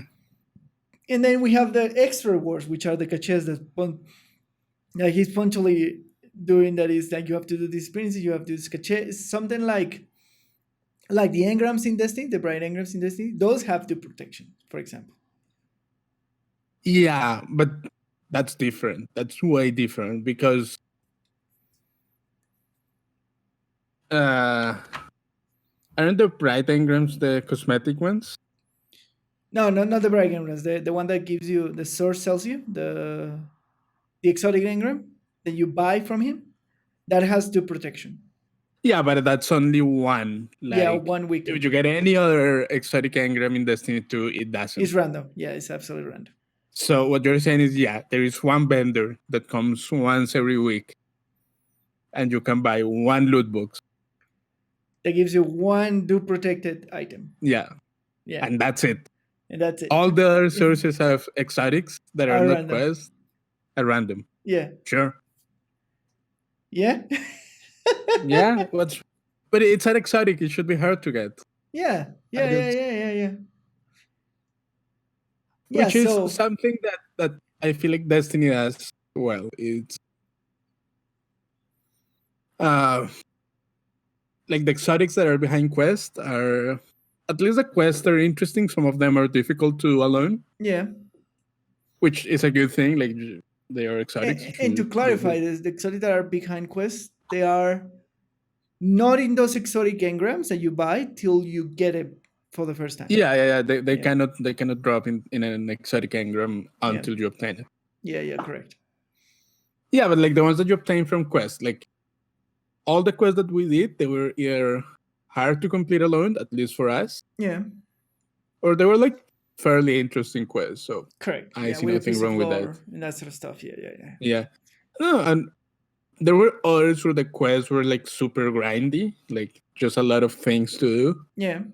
Which I don't disagree with that either. It's just you put up the work. It's gonna take you a couple of days. Yeah. That's fine. Yeah. That's fine. Like, you put out a lot of work and then you get an exotic. Correct. Do you like the exotic or not? That's a different problem. But like, yes. it is an exotic, so it should be hard to. Yes. And there are random, which is fine. Yeah, Our exotics, like, they should be hard to come by. I don't know why is this complaint, because even the Division has some exotics that you can actually craft. So it's not that you get a useless piece of loot. You can actually like disassemble that exotic and you can craft another roll exotic if the one that you're using is not roll enough. Of course, you have to get it first, but you can craft exotics in the Division. Yeah, I mean, my whole position is the WoW position. Yeah. The WoW position. Yeah. Like, in WoW, you do Mythic Plus each week. You get a cache in the week during the weekly reset. And you cross your fingers. And hopefully it's an upgrade, which... Hopefully it's an upgrade for all the slots in your gear. Yeah. Maybe it's an item level upgrade. Maybe it has the right stats. Maybe right now it has the right corruption.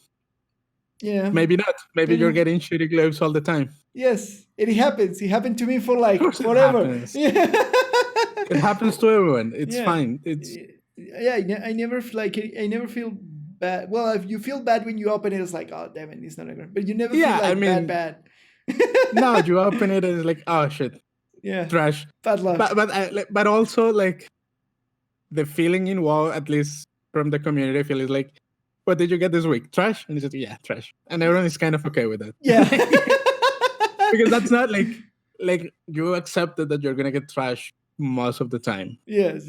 And it's when you get actually something good that it's exciting. It's like, yeah, it feels super cool. Yeah. This week I got something amazing. Yeah. And you show it up to a guild and you show, like, Correct. look at my cache, and everyone's like, oh, that's really cool. Absolutely. But 90% of the time it's trash. Correct. What did you get into this cache? Trash. Yeah, especially when you are like in the point that we are, that when we're just raiding and doing this like kind of high level stuff. It's just end game stuff. Like Yeah. you just do dailies to find reputation. We do Mythic Plus to get the weekly cache. Yeah, correct. Yeah. We raid, and that's it. That's the end game of WoW, basically. Yeah, right now. basically. But I never feel like under.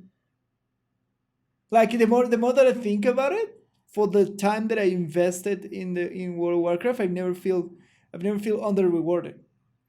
No. Right? Yeah, I never. And like the same is with the Division. Now with all these systems and with all this shit, I never feel under rewarded with the system. Yeah, you get shitty rolls and you get weird rolls. Like yesterday we were doing a mission and I get like this chest piece, all gold roll, but with a randomly shit rolls that I will never use in that particular brand set and that sort of stuff. And it happens. It's RNG. That's part of the game. That's why you keep playing. Yeah, you get more rolls of the thing. And that, like, I guess the real thing is how much time is the game burning for you to obtain the weekly reward. Yeah. Because in Warcraft, basically, like if you're doing it week by week, you may need to spend, like for the weekly Mythic Plus cache, you need to spend maybe 2 hours a week. Yes. Which is doing a couple of keys. Yeah. Maybe 3 or 4 keys a week, which is 2 hours. Yes. So for 2 hours a roll, I don't feel like that's a bad return. Correct. Because on top of that, like, you know what the item level of the roll is going to be. You know that it's going to be corrupted. Yeah. So that doesn't... So how bad is the grind to get the caches in the Division 2? It's not at all. Like imagine. Think about this. It's like how much time will you need? Like, what's the minimum amount of time that you will need to spend weekly to get a cache? An exotic cache, right? An exotic cache, yeah. You will have to level up. You will have to spend 2 weeks leveling up your league. So that means do all the missions on at a reasonable time, right? And that'll be like around 20 minutes per mission, and there are 3 missions, right? So that'll be 40 minutes per mission, and then in the same mission and then a stronghold at the end, which is roughly an hour. So it'll be 2 hours playing the game, 2 hours and a half if you're slow about it, each week. Okay. And then you get the exotic cache. That sounds fine. On top of all the other items that the Division drops you, on top of that, bosses. Yeah, that doesn't matter. That's bosses not what have I'm like about. exotic. That chances. doesn't matter. All that doesn't matter at all. Right, fair enough. That's the rate. Yeah, I mean, if you say that is like 3 hours a week, that sounds fine. That's what like you like doing the maybe the heroic. Just give me an estimate of time. Yeah. So the estimated time is like three missions, 20 minutes, right? Even by yourself, and then the stronghold is like an hour, if you're super slow about it. Okay. Right, and that is an hour and 20 minutes, and that'll be 2 hours and 20 minutes. Okay, fair. Let's say 3 hours. Yeah, 3 hours each week, and then so this week I will, if I did the league last week, which I didn't finish, if I finish this week, I'll get a exotic cache. Okay. That's the amount of time. Yeah, that seems fine. Yeah, and it's the same in all the other activities. Like there's another exotic cache in the Polarize, and it's the same. It's like kill a bunch of dudes. How long would that one take? Yeah. How long How will long that? would that one take? That's more ingrained. I don't know how to calculate that because that's something that you activate and it does like it progresses while you're playing. You know what I mean? Yes, but you can make an estimate of. I don't know. I don't know how long will that take. Not sure. I don't know. You've been playing the game. Yeah, not You sure how should know long. these things. I don't know how long it will take for that particular cache to get. It's like the exotic caches are kind of higher on the reward list in the activities. So I haven't checked. I'll probably have to check and see. But Okay. if you're doing the leagues, you can do the at the same time the polarize event. Okay. Yeah, Can you finish it while just doing that? yeah, Okay. yeah. Polarize event. You can do the both at the time, and then you get a bunch of reward. Maybe you will have to like go and farm. If you go farm something else for your build or whatever, you still have the polarize event on, and it will progress it as you normally do things in the game, right? Like that Yeah, event sure. because it's a global one, it's very hard to like kind of pinpoint it, right? But I don't feel like it take you longer than the leagues event to get to that point of reward. That would be my Yeah, estimate. I don't know. It's just a question about how much time do you actually need to invest to get one of the caches.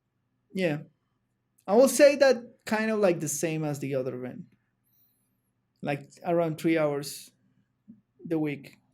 Yeah, that's fine. It's not There you go. like that doesn't sound like an unreasonable amount of grind To for get an exotic one cache, yeah, roll at the end of the week. yeah, and like and like it's like I insist when I see this and like door protection. I feel like the division, because of the nature of the many roles that the game gives you, doesn't need it. And you have ways to like affect that your rolls are better. You can have directives and that boost your drop chance, right? Sure. Yeah, I don't feel like you need dual protection for this particular game, but I think it's actually good to have certain exotics and big rewards behind some quests. I think that's good. And then my question will be, It's just good in the sense that it gives you some variety to a grind. That's yeah, all. and it gives you some way to give the players power in an achievable way beyond grinding. Yeah, I mean it's fine. It's fine. I don't think it's necessary. It just makes life more comfortable. That's all. Yeah, I really don't think it's that necessary. yeah. So I think it's, yeah, as you say, I think it's good to have both, to have quests with exotic drops at the end, or things that you can do to get some quests, and you can have like random drops. We had that on the gear set. Some of the gear sets in the only drop in the raid. Are they random drops? Yes, they're random. There we go. So we have some of that for even for the gear sets in the raid, and it's not that bad. Like Yeah, I mean, it's fine. it's fine. Yeah, yeah. This he put some power onto the raid, and like it makes you like go and want to do it. So the conclusion is like, yeah, Division Two doesn't need the protection. I don't think many games do, to be Yeah, fair. yeah. I think Destiny is kind of being like an outlier in that sense. Yeah, but Destiny doesn't have the protection. Yeah, it does have it in that one cache weekly. Yeah, but again, that cache doesn't roll at max light level, so it's useless. It drops a couple of light levels behind the Does it? actual max, I think so. Yeah, I think it does. Yes, yes, yes. so it doesn't give you really power. Like you only get it for the sake of collecting. Yeah, Like if you're at the end game in Destiny 2, or you're like past max light level, like past the soft cap, yeah, is not gonna give you an More increment power. of power. Yeah. It just gives you whatever you're missing in terms of exotics. It just gives you the thing for the sake of collecting it. Yeah, correct. Yeah. That is true. So it's not giving you power. So in that sense, it doesn't matter. And it doesn't give you weapons. That's the other thing. No, it only gives you armor. Yeah, it only gives you armor. Yeah, that's the other thing.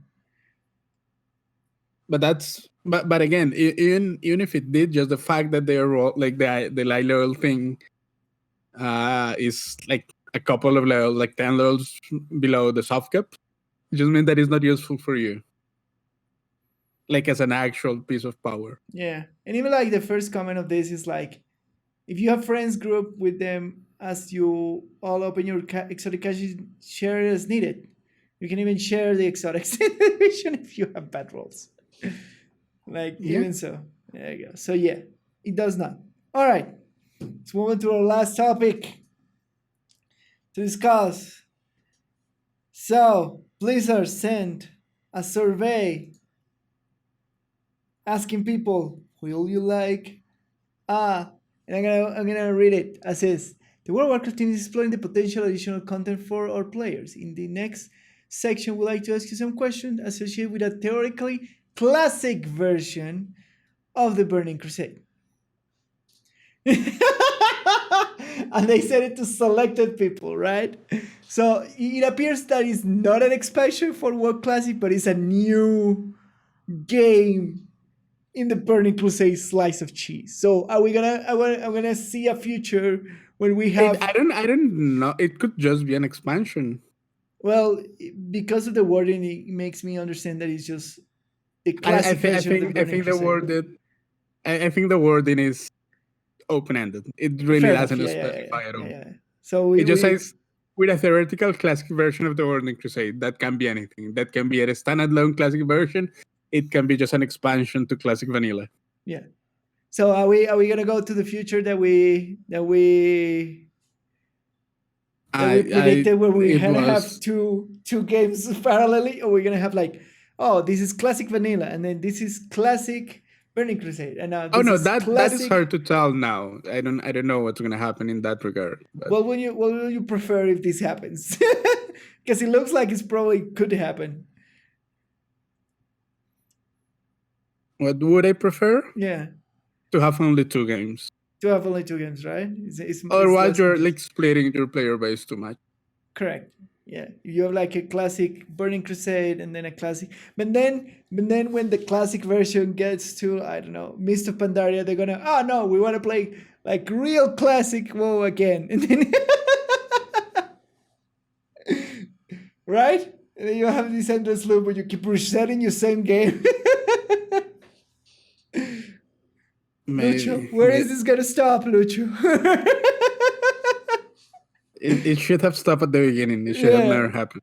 You know, like, again, we keep saying this. They open a Pandora's box and then they're damn. Yeah, they open it. That was a mistake. Yeah, that was a mistake. Oh my god. This and Classic Rat will be the two I play the most. Vanilla was okay, but to be clear, and Rat, but TBC and Rat were the high points of a player where classes and specs finally become viable. Classic Rat, the problem is that this comment highlights the whole problem. Yeah. Like the high point in WoW is different for each player. Correct. For some players it was vanilla, for some players it was Rat, for some player was Mist of Pandaria, which is a good expansion. Yes, correct. It just was kind of like the Panda thing was funky, but like it was a good expansion. A lot of people played, and a lot of people loved Mist of Pandaria. For a lot of people, it's like Legion. Apparently, a lot of people. Legion was the high point for a lot of people. Yeah. So, yeah, each person has its own high point. So I really like BFA. Yeah. Like I really like just the fact that BFA, the story of BFA was centered on Jaina, makes me love the expansion. There you go. And I love Jaina's story. Yeah. She's my favorite character in the whole Warcraft lore. Cool. So that's the problem of this classic Burning Crusade version. And like, don't get me wrong, there is private servers with versions of WoW I run, right? On stop on different versions of the game. Yes. So for sure you can find a private server version of WoW that is running, I don't know, second patch of Wrath of the Lich King. Anything you want. Yeah. And I've seen Hashtag this. no changes. I remember when I tried to get into World of Warcraft and I was poor, or I was through college, and I went to like a free / private servers when they were running the Burning Crusade, Yeah. right? When the main game was in Mist of Pandaria. Yep. Yeah, and the reason why they were running the Burning Crusade was because it was the most stable point where they could get the server to. And like I experienced that. And even you have like there's out of in this private server you have like weird servers that have like 1,000 times experience. And yeah, something like that, or like a high drop like chance of crazy stuff. Of like, yeah, so don't do it, Blizzard. Stop it while you can. I think the problem is that it is a sound idea for the money people. So yeah, so with the future is we're gonna have 2 versions of WoW. We're gonna have infinite versions of WoW. We're gonna have infinite versions of WoW. Yeah, it's gonna be weird. Because I imagine if it's such a good financial idea, at some point we're gonna get to Mr. Pandaria or around that point, and they want to go back to the vanilla version. No. So, my God. By the gods. And just like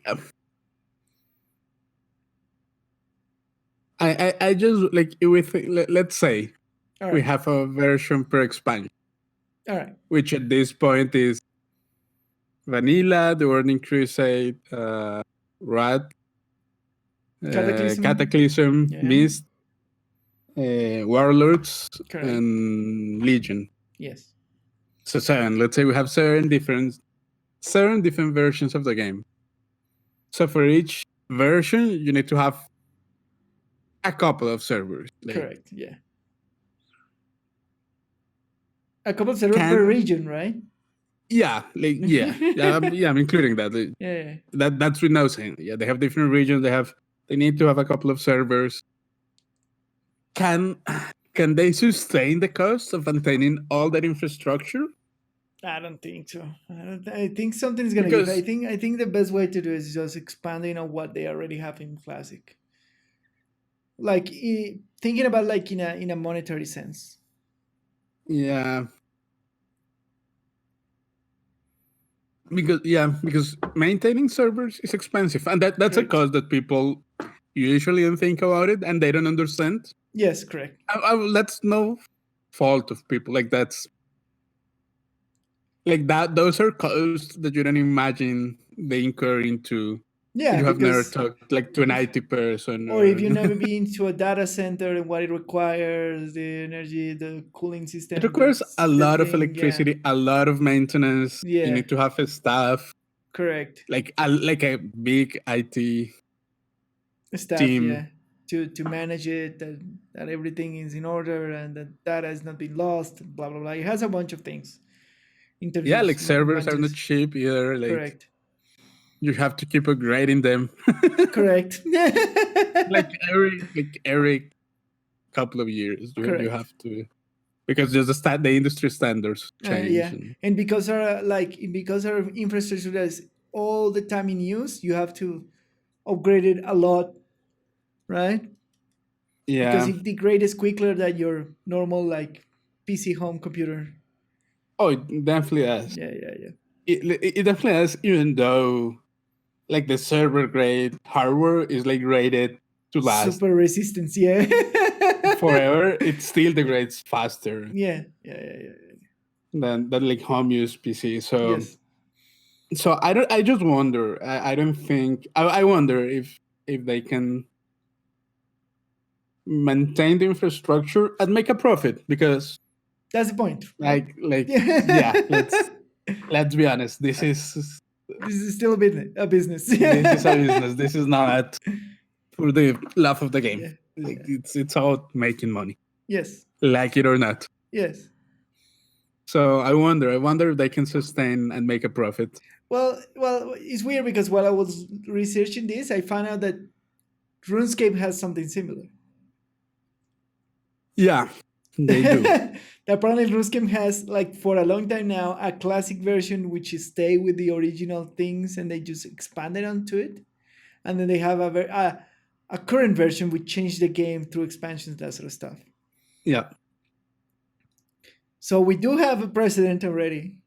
So maybe we can end up with like a classic version of WoW and then retail version of WoW and then running parallel. You have My the question precedent, is, but look at how yeah. big RuneScape is, really. Yeah, my point is, like, at the end, even the classic version change with the time. Yeah. With time, Of right? course, like what we're playing now in retail is World of Warcraft. Like, yes, that's what the game became. It's not, and it didn't happen out of nowhere. Like, the game that we have now just came to be throughout the years. I don't know. But my point is, like, even the classic versions change with the time. That's my point, right? That's my point. Like, you cannot freeze something forever in a capsule. Of course, you can do it in terms of preservation of museum world, like, kind of standards. Like, you cannot change what Mario 64 or Zelda Ocarina of Time is, but online games you can, because there's always the community is asking you to better tweak certain things off, right?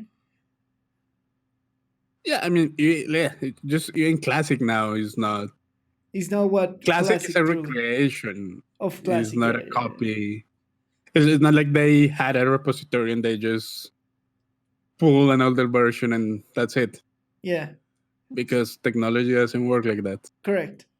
So it's weird. Maybe I'm thinking like they like at the end it's gonna be a weird experiment, because, for example, they still have one patch to go in classic, the Anchorage patch. Yeah. Right. So I'm wondering, like, if it's an interesting exercise to go back and, like, clean up some of the mistakes that you already learned 15 years ago and redeploy them. You know what I mean? But they're not doing that. They're not. They didn't do that with classic. They didn't do what did they label the bugs and kind of things or awkward things? No. Nope. What a missed opportunity to kind of clean up some of the things. Well, yeah. I don't know. Maybe the most egregious thing, maybe. They did not, like. Fair enough. So yeah, so we're gonna have like the whole point of having classic is that it even has the old model. Yeah, fair enough. So like the changes that they made were like quality of life changes, like having a clock on the game. Yeah, that's what I mean. That's kind of quality of change. But that's not a bug. That's just yeah. We're just gonna put a clock in the game. Yeah, because that's it. Yeah. I don't know, like. And like they changed the way the chat works, but that's because it is linked to a whole infrastructure of the game. So yeah, because the chat is linked to like Battle.net. Yes, correct. So they just had to change it because the platform is different now than it has what the WoW server was at the time. Correct. So are we gonna have like two versions? Are we gonna play classic ever, Lucho? I don't think so. I think classic is too slow paced for me right now. Yeah. I mean, we could give it a try if you want, but no, really. I've seen like you have to like farm mobs infinitely and do these awful things in points of progression. I'm like, doing dungeons is a pain in the ass. Yeah. And like I like retail. Like it doesn't have that many flight paths. Yeah. Gold is super hard to come by. Yes. I do like retail. Like I don't mind it. I do like WoW retail. We can play classic if you want. So just so you have a taste of what it was, what it classic. Is. So we again wish Blizzard best of luck in the crazy things of reviving expansion per expansion. It's I a classic game. like I can see the devs looking at this and being like, ah, Yeah, shit, no, not please, no. again, Yeah, stop it. not again. Somebody stop it. But no, yeah, I think that is it. I think it was a mistake from the beginning, but Yes, Think Classic was. It did make a lot of money, but I think all that effort should be better invested on like make your game better, your main game better. I agree. Yes. I agree with that. Yeah. It's like the game is great, but of course, like it could be even greater. Why are you wasting money on Did, keeping like a did classic you know version? that they basically couldn't use any of the code of the original game for They classic? they have to recreate everything. Yeah, basically. Jesus. Because the coding standard has changed. Of Has course. changed. Of course. Like Of in the course. last Like 15 if I, years. of course, if I go and look for like something that I write down 15 years ago when I was in college, it's probably unrunnable. Yeah, but it's like the coding standard has changed. Yeah. Like the whole network infrastructure Of course. running under the hood of the game has Yeah. changed. Yeah. Like the programming language have changed. Yeah, I guess so. Yeah, I wonder No, what you don't what get so, language. like programming languages change all the time. Yes, they got like update syntaxes and like shortcuts and that sort of stuff and like Like the kernels for yeah, compiling change, yes, that which is means true. that there are things that you cannot do Anymore. Yeah. anymore, or Yeah. that the way that they were done before, it's Yes. just completely different. Or It doesn't work. libraries that doesn't exist anymore. That are Yeah. completely different. Yeah. Man, so much money wasted. And they made a lot of money, so Yeah, they did. They it did was make not a lot of wasted. money. It wasn't wasted in that sense, but like they could put all these resources in making like the main game I agree. super good. I Like agree. World of Warcraft is not a game that is going anywhere, I right? agree with you. And there was so many like in seeing like the story of BFA is like, oh yeah, there were so many complaints on the when they were running the alpha and the beta, and so many feedback that the community pushed, and they never fixed it. They took forever to do any changes. There's Yeah. some system that from the beginning of the alpha, the community was saying to Blizzard they were terrible.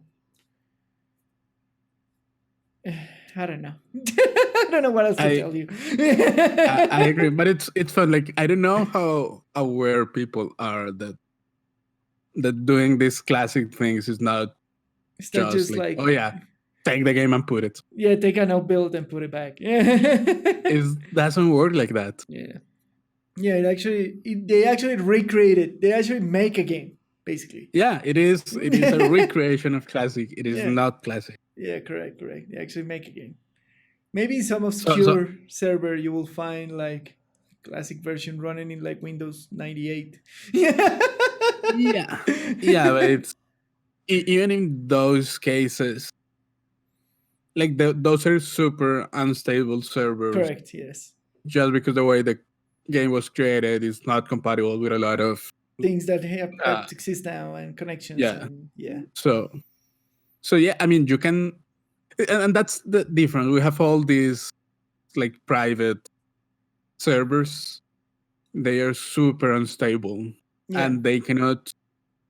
Like Blizzard as a company, they have to. They need to have quality assurance. Yeah, they need you to guarantee certain services, yes. Yeah. So because you're paying, like Yeah. you're paying a monthly subscription. So Correct. and that comes with I need the game to work whenever I want. Yes. And that's the end of that discussion. Yes. Correct. So they put a lot of resources on like quality assurance and quality control and just maintaining the game. Well, like one of those free versions that exists out there, it can crash for days and Yeah. I don't know. Yeah. It's down. We're working on it, and there's like two people Yeah. trying to work in a weird server issue apparently or something like that. Yeah, and that's that's the thing that surprises me when people, like when you hear some people saying, but yeah, they should have classic. Right, it exists in private servers, so and it's maintained by two people, so it cannot be that hard. You don't Yeah, know but what it's you're not. talking about. It's not Yeah. how it works. Like if you're a Blizzard, you cannot just do that and Yeah, no. let it rip. Yeah. So I wonder how much people are aware, like of all the Yeah, all the of the challenges that come with yeah, this and all the recreation. resources they actually this sort of endeavor takes. So I would say, please, Blizzard, don't do it.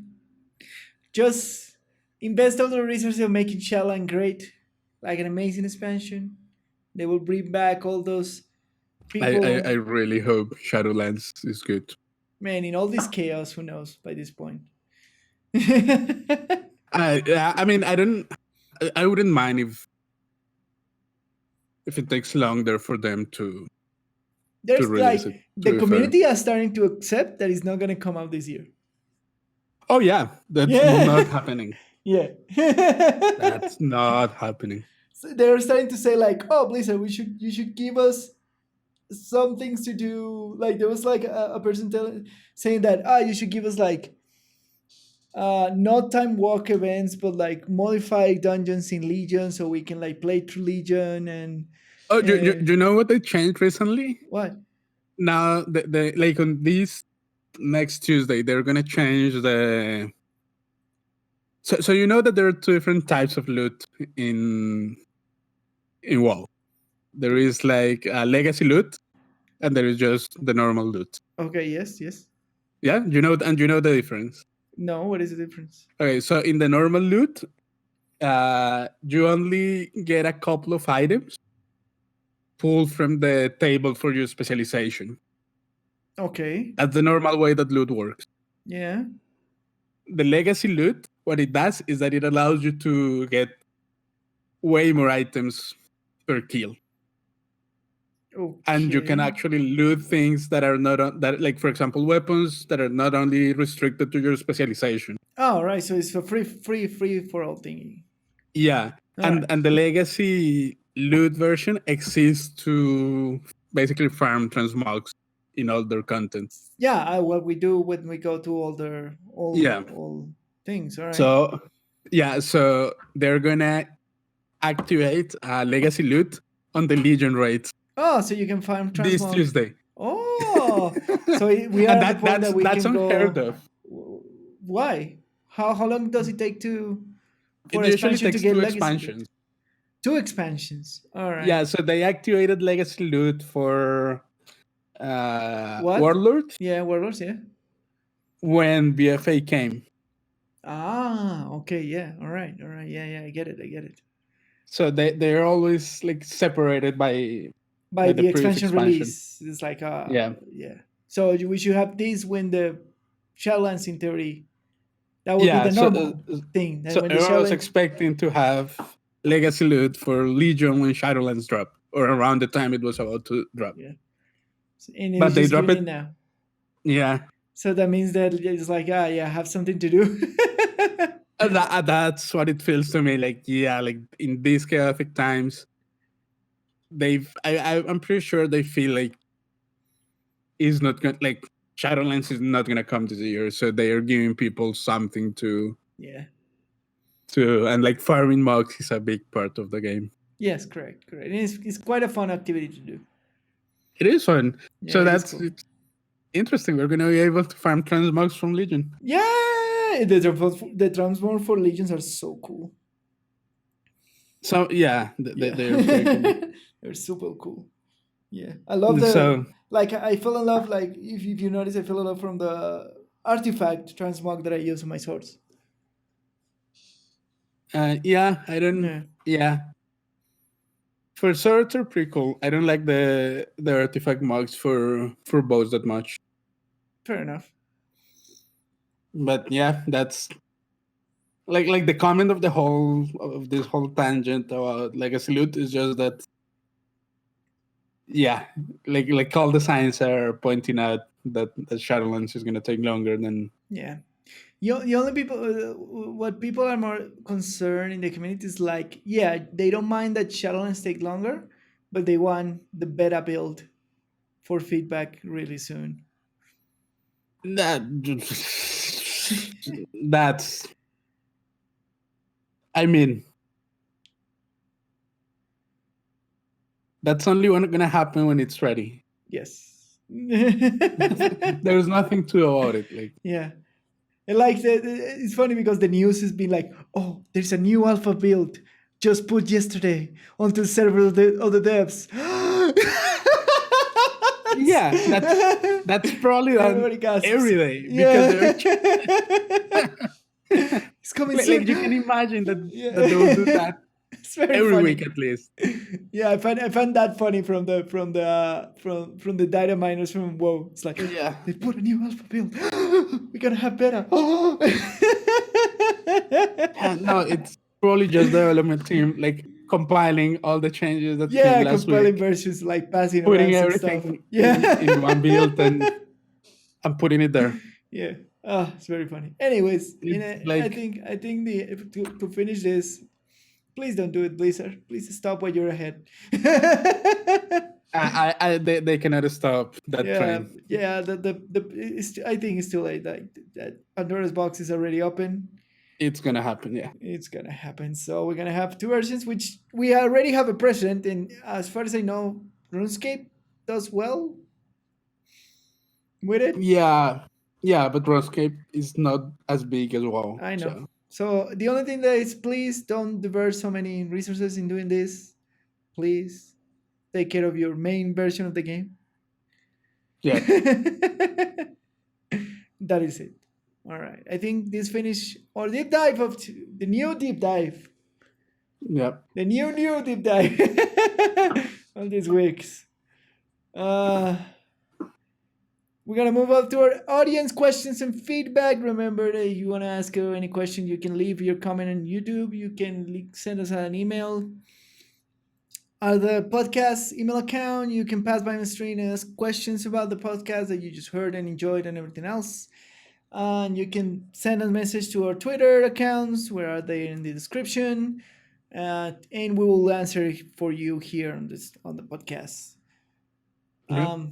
So our first question of this week is: if you could make one of your suggestions for the Division 2 reality from the last podcast, what it will be?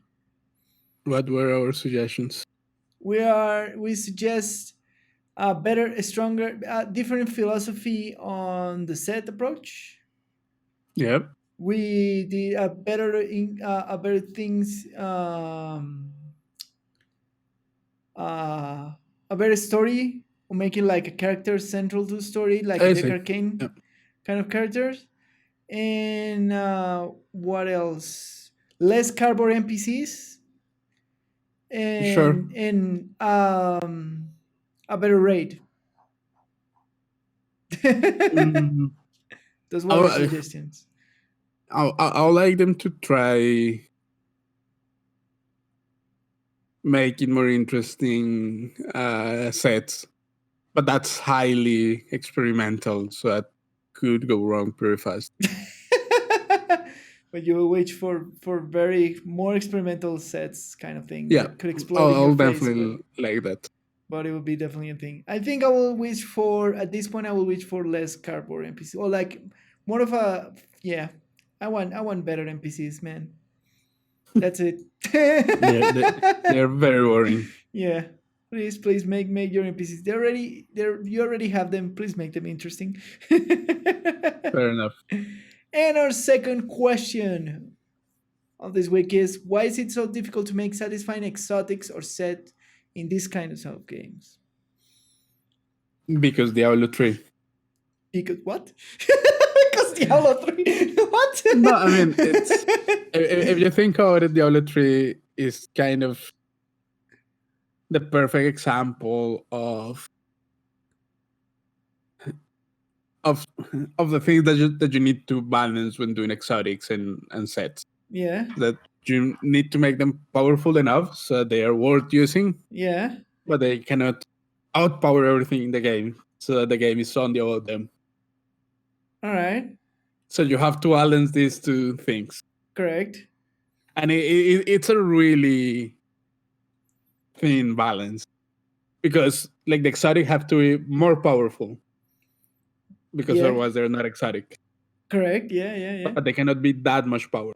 Just a tiny, just a little bit, like just, and it's like a low tolerance kind of thing. Like any small change to that balance And just throws it's everything yeah. Like, and into disarray. we're seeing right now in the division where they change the exotics because they changed the back system, and the majority of the exotic that exists now are terrible in the division. Yeah, that's what I'm saying. Yeah, That's what absolutely. there's like a really small range around the power level that you want your character to have. Yeah. And that basic like power level is the one that all the items in the game should be hitting. Yes. And there's a small range around that, like above that, where exotics should live. Yes. It's just such a small margin of error that That is, if it's too close, then they're useless. If it's too far, then they're overpowered and they're breaking the game. yeah, Yeah, absolutely. Yeah. that's what I think. It's and that's been the experience, like the Diablo 3 experience. Yes. They have a struggle for years now, like finding that little place Yeah. where things work. And don't break your game. It took them years, and the game's been broken, like in terms of like balance between normal Correct. gear and set gear. It's been broken for years now. And it's specifically very much difficult for the division right now because they're keeping moving the bar with the changes Yes. to the items. Yes. And it takes so long, like as a designer, and like thinking about these things, like you have to have like your fundamental item system very strong so you can find that place of power where you can move in, right? Yeah. And the division keep moving that bar up and down, and of course, also, to be fair, like the basic building blocks of the division, like gearing or building, are not that balanced, to be fair. Like the Division 2 has to struggle balancing like skills, defensive and offensive skills and abilities. Yes. They always kind of fall into disarray. Yes. and they're trying to keep like all of three of them kind of at the same plane, and they need to find that first before everything else. Because that's the fundamental but the thing building is, like, block of the game. And the thing is, like, it's such a hard thing to do because, as we talk about extensively in some other podcasts, finding that place like before releasing the game is it's impossible, right? You have to try to get it as close as possible, and then after that you tweak your exotics and that sort of stuff. No, I don't expect them to get these things right from the get-go. Yeah. But the one thing I would say is like for the developers out there, like you should be quick to react to these kind of things, to avoid like. The problem is that you cannot be too quick to react. Why do you say that? If you pull the trigger too fast, it's gonna be another reaction.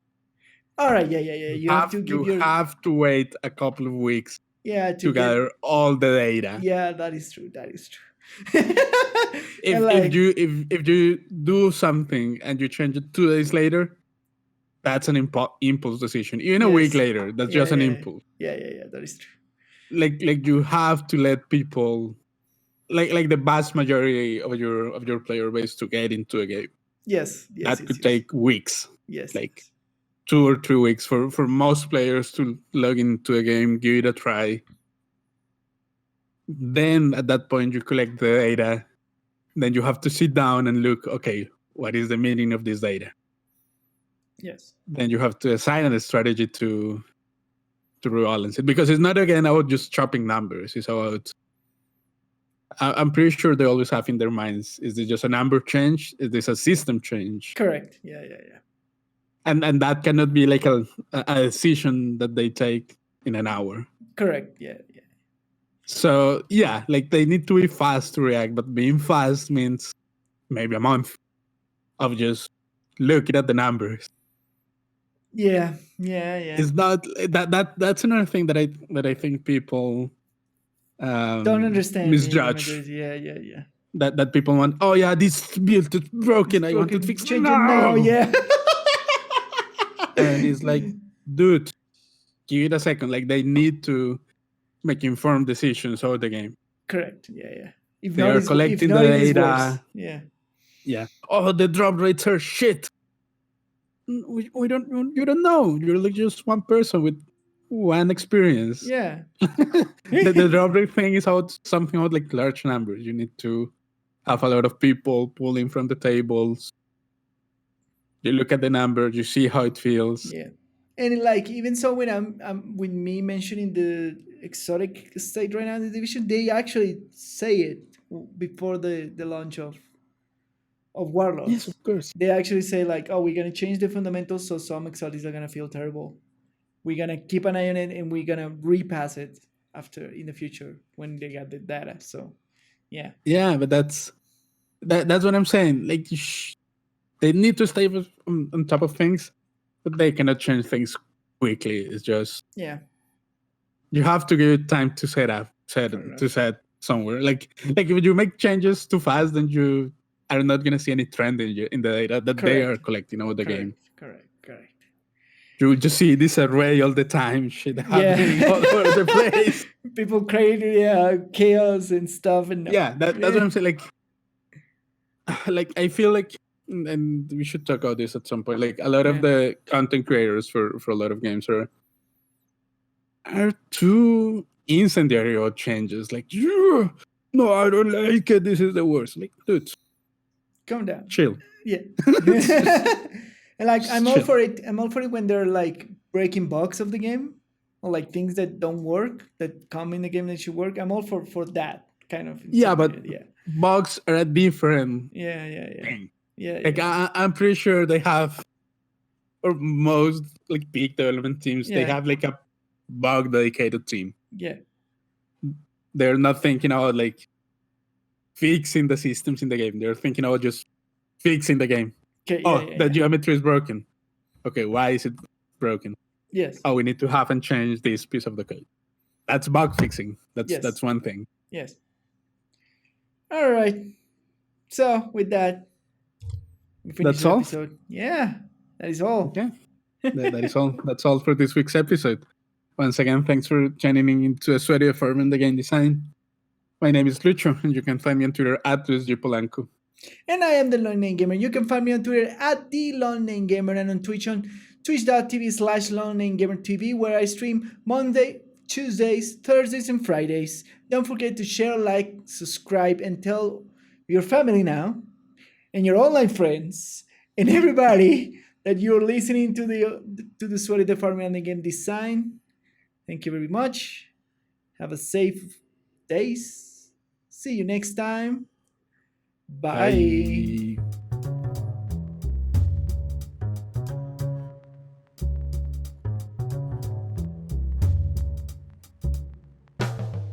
And did you know eating 2 kiwi fruits an hour before bedtime will help you fall asleep quicker, sleep more soundly, and feel better tested when you wake up in the morning? Oh, cool. You will feel better tested because, I don't know, your dreams test you in some shape, way, or form. Yeah. And size, color of the skin, color of the flesh, texture, and taste of kiwi fruit depend on the species. Oh. Hairless varieties of kiwi fruit are also commercially available. Cool. Kiwis Never seen one. What? I've never seen a hairless kiwi? Me neither. Yeah. I wonder if they shave them before they sell them. No, they're just hair. Like there is a species of hairless kiwi. Could you like shave a kiwi with a razor blade? Yes. Probably. Probably. I didn't know that the name come from the actual kiwi birds in New Zealand. Yeah. Like that's what the... No, I thought they came from the New Zealand people, who people also refer as kiwis. As kiwis. No. It come from the actual... There's a bird which looks like the joking, fruit. I know. Oh my god. Totally pop-blood on that. Why you do this to me, Lucho? Why? I thought you were gonna get it.